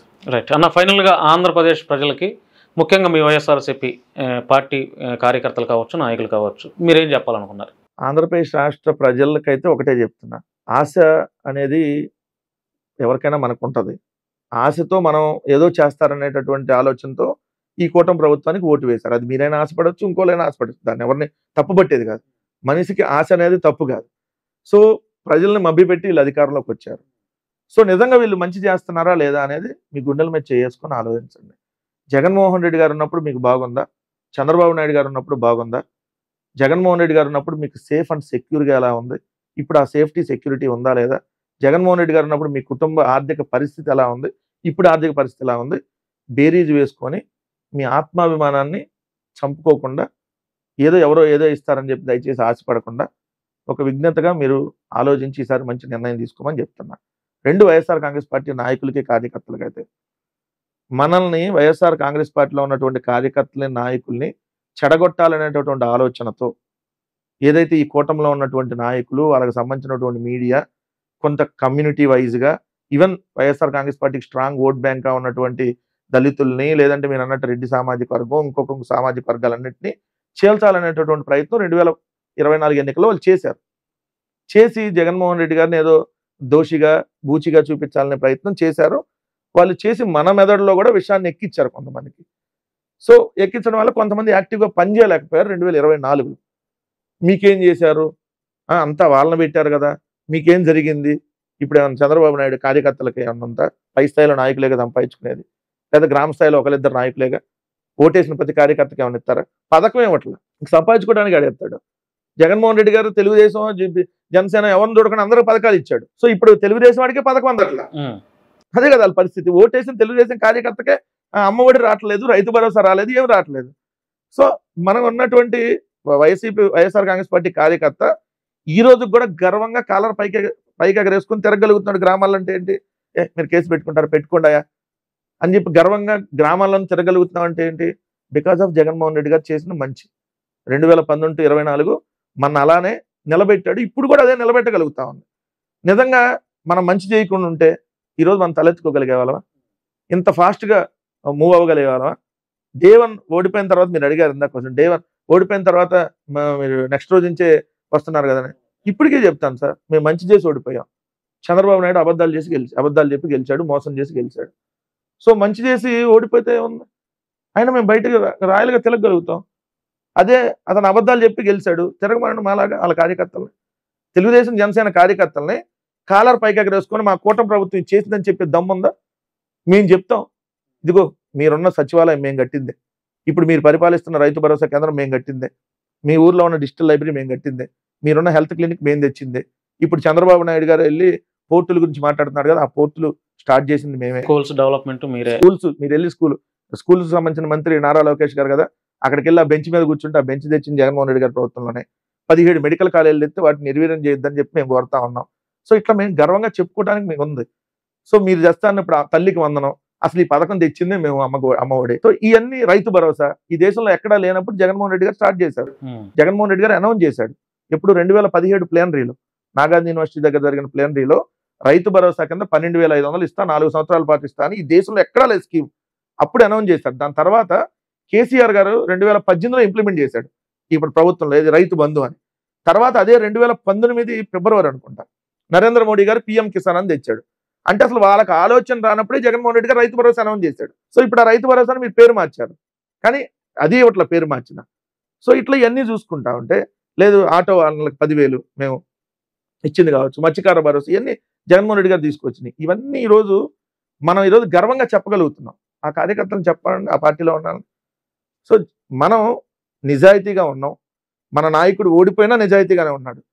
మళ్ళీ రేపు అధికారంలోకి రావటం కోసం కూడా మేమే మోసం చేసి ఏదైతే చేయలేని హామీలను ఇచ్చి మేము అధికారంలో రావు, మళ్ళీ ఏం చేయగలుగుతామో అదే చెప్పి అధికారంలోకి వస్తాం. సో ఆ క్రెడిబిలిటీ మన పార్టీకి ఉంది. సో ఎవడో ఏదో చెప్పాడని మనం డీవియేట్ అవ్వాల్సిన పని లేదు. సో మనం ఇక్కడ ఉంటే ఏదో జరిగిద్దో న్యాయమా, లేదంటే మనకు వ్యక్తిగత న్యాయం జరిగిద్దా, పార్టీ బాగుంటే ప్రభుత్వంలోకి వస్తే మనకు కొంత లాభమే చేకూరినా కోట్లాది మంది ప్రజలకి లాభం చేకూరింది. సో కోట్లాది మంది ప్రజలకి లాభం చేకూర్చేటటువంటి సాటిస్ఫాక్షన్ కంటే గొప్ప సాటిస్ఫాక్షన్ ఏముంటుంది? మనం ఇవాళ అన్నం తినకపోయినా నలుగురికి అన్నం పెట్టామంటే మన కడుపు నిండిపోయింది కదా. అవును, మనం ఈరోజు సాటిస్ఫాక్షన్ ఉంటుంది కదా. మనం చిన్న అనాథాశ్రమానికి ఎక్కడికి వెళ్తాం, వాళ్ళకి ఏదో నలుగురికి అన్నం పెట్టామంటే ఆ రోజల్లా మనకు అదే ఫీలింగ్ లో ఉంటాం. సో జగన్మోహన్ రెడ్డి గారు అంతమందిని ఆదుకోగలిగాడు. కరోనాలో తెలుగుదేశం వాళ్ళ ప్రాణాలు కూడా కాపాడాడు కదా. సో అలాంటప్పుడు మన వైఎస్ఆర్ కాంగ్రెస్ పార్టీని వాళ్ళెవడో తక్కువ చేస్తేనో, మనం ఏదో దానికి వాళ్ళు చెప్పిన దాన్ని మెదడులోకి ఎక్కించుకోనో, ఇంకో మనం పని చేయకుండా ఉంటానో ఆగిపోతేనో మనం 2024లో అయిన పరిస్థితి అవుతుంది. సో వైఎస్ఆర్ కాంగ్రెస్ పార్టీ కార్యకర్త ఖచ్చితంగా ఇప్పటికైతే ఈ 10 నెలల్లో మన యాక్టివ్గా లేనటువంటి కార్యకర్త కూడా యాక్టివ్ అయ్యాడు. ఎందుకు 2024 ఎన్నికల్లో కొంతమంది యాక్టివ్ లేరు, because of the local leadership అని కానీ, లేదంటే కొంతమంది ఏంటంటే మనకేం చేశారు, వ్యక్తిగతంగా మనకేం వచ్చింది, ఇప్పుడు అది లేదు. ఎందుకంటే మేము కూడా అందరితో మాట్లాడుతూ ఉంటాం కదా. ఇప్పుడు మీకు ఇక్కడ హైదరాబాద్ లో ఉండి కూడా 19 ఎన్నికల్లో వచ్చి పనిచేసిన వాళ్ళు 24 ఎన్నికల్లో రాలా కొంతమంది. ఎందుకంటే మనకేం చేశారు అనేది. ఇప్పుడు ఏమంటున్నారు తెలుసా, మనకేం చేయకపోయినా పర్లా, ఖచ్చితంగా మళ్ళీ జగన్మోహన్ రెడ్డి గారు ముఖ్యమంత్రి కావాలి. ఎందుకంటే జగన్మోహన్ రెడ్డి గారు ముఖ్యమంత్రి అయితే ఊర్లు బాగున్నాయి, పిల్లలకు మంచి విద్య అందింది, ప్రజలందరూ బాగున్నారు. సో ఎంతకంటే సాటిస్ఫాక్షన్ ఏముంది? సో వీళ్ళు ఎంతకంటే బెటర్ చేస్తామని వచ్చారు, చేయట్లేదు. చేయకపోగా వ్యక్తిగతంగా టార్గెట్ చేసి, మరీ ముఖ్యంగా చూస్తే రెడ్డి సామాజిక వర్గాన్ని, అంటే నేను రెడ్డి అని చెప్పట్లేదు, రెడ్డి సామాజిక వర్గం వాళ్ళకి పోస్టింగ్లు ఇవ్వట్లా. డిఎస్పీలు కానీ, ఎస్ఐలు కానీ, సిఐలు కానీ అందరికి పోస్టింగ్ ఇవ్వకుండా ఆపేశారు. ఇక్కడ చూస్తే మీరు ధనంజయ రెడ్డి గారి మీద కేసు, ఓవైసీ కృష్ణమోహన్ రెడ్డి గారి మీద కేసు అని, రాజకేశిరెడ్డి అని, లేదా శ్రీధర్ రెడ్డి అని, లేదంటే మీరు చూస్తే పిన్నెల రామకృష్ణారెడ్డి అని, అంటే మీరు అంత మెజారిటీ రెడ్డిల్ని టార్గెట్ చేసుకొని ఈ కూటమి పాలిటిక్స్ ఏదైతే కక్షపూరిత రాజకీయాలకు వెళ్తా ఉంది. సో చంపుతా ఉన్నారు ఎక్కడ పడితే అక్కడ. సో గమనించాల్సిన కమ్యూనిటీ కూడా కొంత గమనించుకొని ఎవరు ఉన్నప్పుడు ఏదైతే నిజాయితీగా రాజకీయాలు చేశారు, మనం కులం చూడాల, మన అవతల ఇంకో కమ్యూనిటీ చూసి మనం పథకాలు ఇవ్వాలి.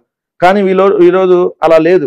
వాళ్ళు కూడా ఆ కమ్యూనిటీ వాళ్ళు కూడా పూర్తిగా ఇవ్వట్లేదు, పర్టికులర్ ఒక సెక్షన్ ఆఫ్ మందినే పెట్టుకొని చేస్తున్నారు. సో ఇవన్నీ గమనించుకొని మనం వచ్చే ఎలక్షన్స్ లో బలంగా పనిచేయాలి. మనం బలంగా పనిచేస్తే ఖచ్చితంగా వైఎస్ఆర్ కాంగ్రెస్ పార్టీ ప్రభుత్వం వల్ల ఆంధ్రప్రదేశ్ రాష్ట్రంలో ఉన్న ప్రజలందరికీ న్యాయం జరిగిద్ది. సో మంచి పరిపాలన వస్తుంది. పరిపాలన రావటం వల్ల రాష్ట్రం పేరు బాగుంటుంది. ఆ చేసినటువంటి నాయకుడి వల్ల మనకు కూడా పేరు వస్తుంది. సో అదే నేను చెప్పదలుచుకున్నాను. రైట్, థ్యాంక్ యూ అన్న. మీ విలువైన సమయాన్ని మాతో కేటాయించారు. అనేక విషయాలపైన మీరు అనర్గళంగా మాట్లాడారు. పార్టీని ఉద్దేశించి, ప్రతిపక్ష పార్టీలను ఉద్దేశించి, మీ పార్టీని ఉద్దేశించి, ఎన్డీఏ కూటమిని ఉద్దేశించి అనేక విషయాలు మాట్లాడారు. లోపాలు కూడా ఎత్తి చూపారు. మీరు కూడా ప్రజల తరపున గట్టిగా నిలబడి ప్రజల తరపున బలమైన గొంతుగా ఇంకా ఎదగాలని మనస్ఫూర్తిగా కోరుకుంటున్నాను. ప్రజల తరపున, ఎందుకంటే అనేక సమస్యలపైన ప్రజలు వాళ్ళు మాట్లాడలేని పరిస్థితి, మాట్లాడిన వారి మీద కేసులు పెడుతున్నారు. ఇక మీలాంటి వారు ఎట్లా పార్టీ సపోర్ట్ ఉంటుంది కాబట్టి ప్రజల సమస్యలను మీరు వకాలతు పుచ్చుకొని అధికార పార్టీకి, అధికార ప్రభుత్వానికి తీసుకుని వెళ్ళి వారికి న్యాయం చేసే విధంగా మీ గొంతు వినిపించాలని మనస్ఫూర్తిగా నేను కోరుకుంటున్నాను. థ్యాంక్ యూ అన్న, థ్యాంక్ యూ. సో ఇది ఫ్రెండ్స్, కారుమూరి వెంకటరెడ్డి గారు, వైసీపీ పొలిటికల్ ఫైర్ బ్రాండ్. చూశారు కదా, అనేక విషయాలపైన ఆయనతో మాట్లాడించే ప్రయత్నం చేశాను. ఈ వీడియో చూసిన తర్వాత మీ యొక్క అభిప్రాయాన్ని కామెంట్ రూపంలో తెలియజేయండి. తెలియజేస్తానని మనస్ఫూర్తిగా కోరుకుంటున్నాను. ధన్యవాదాలండి.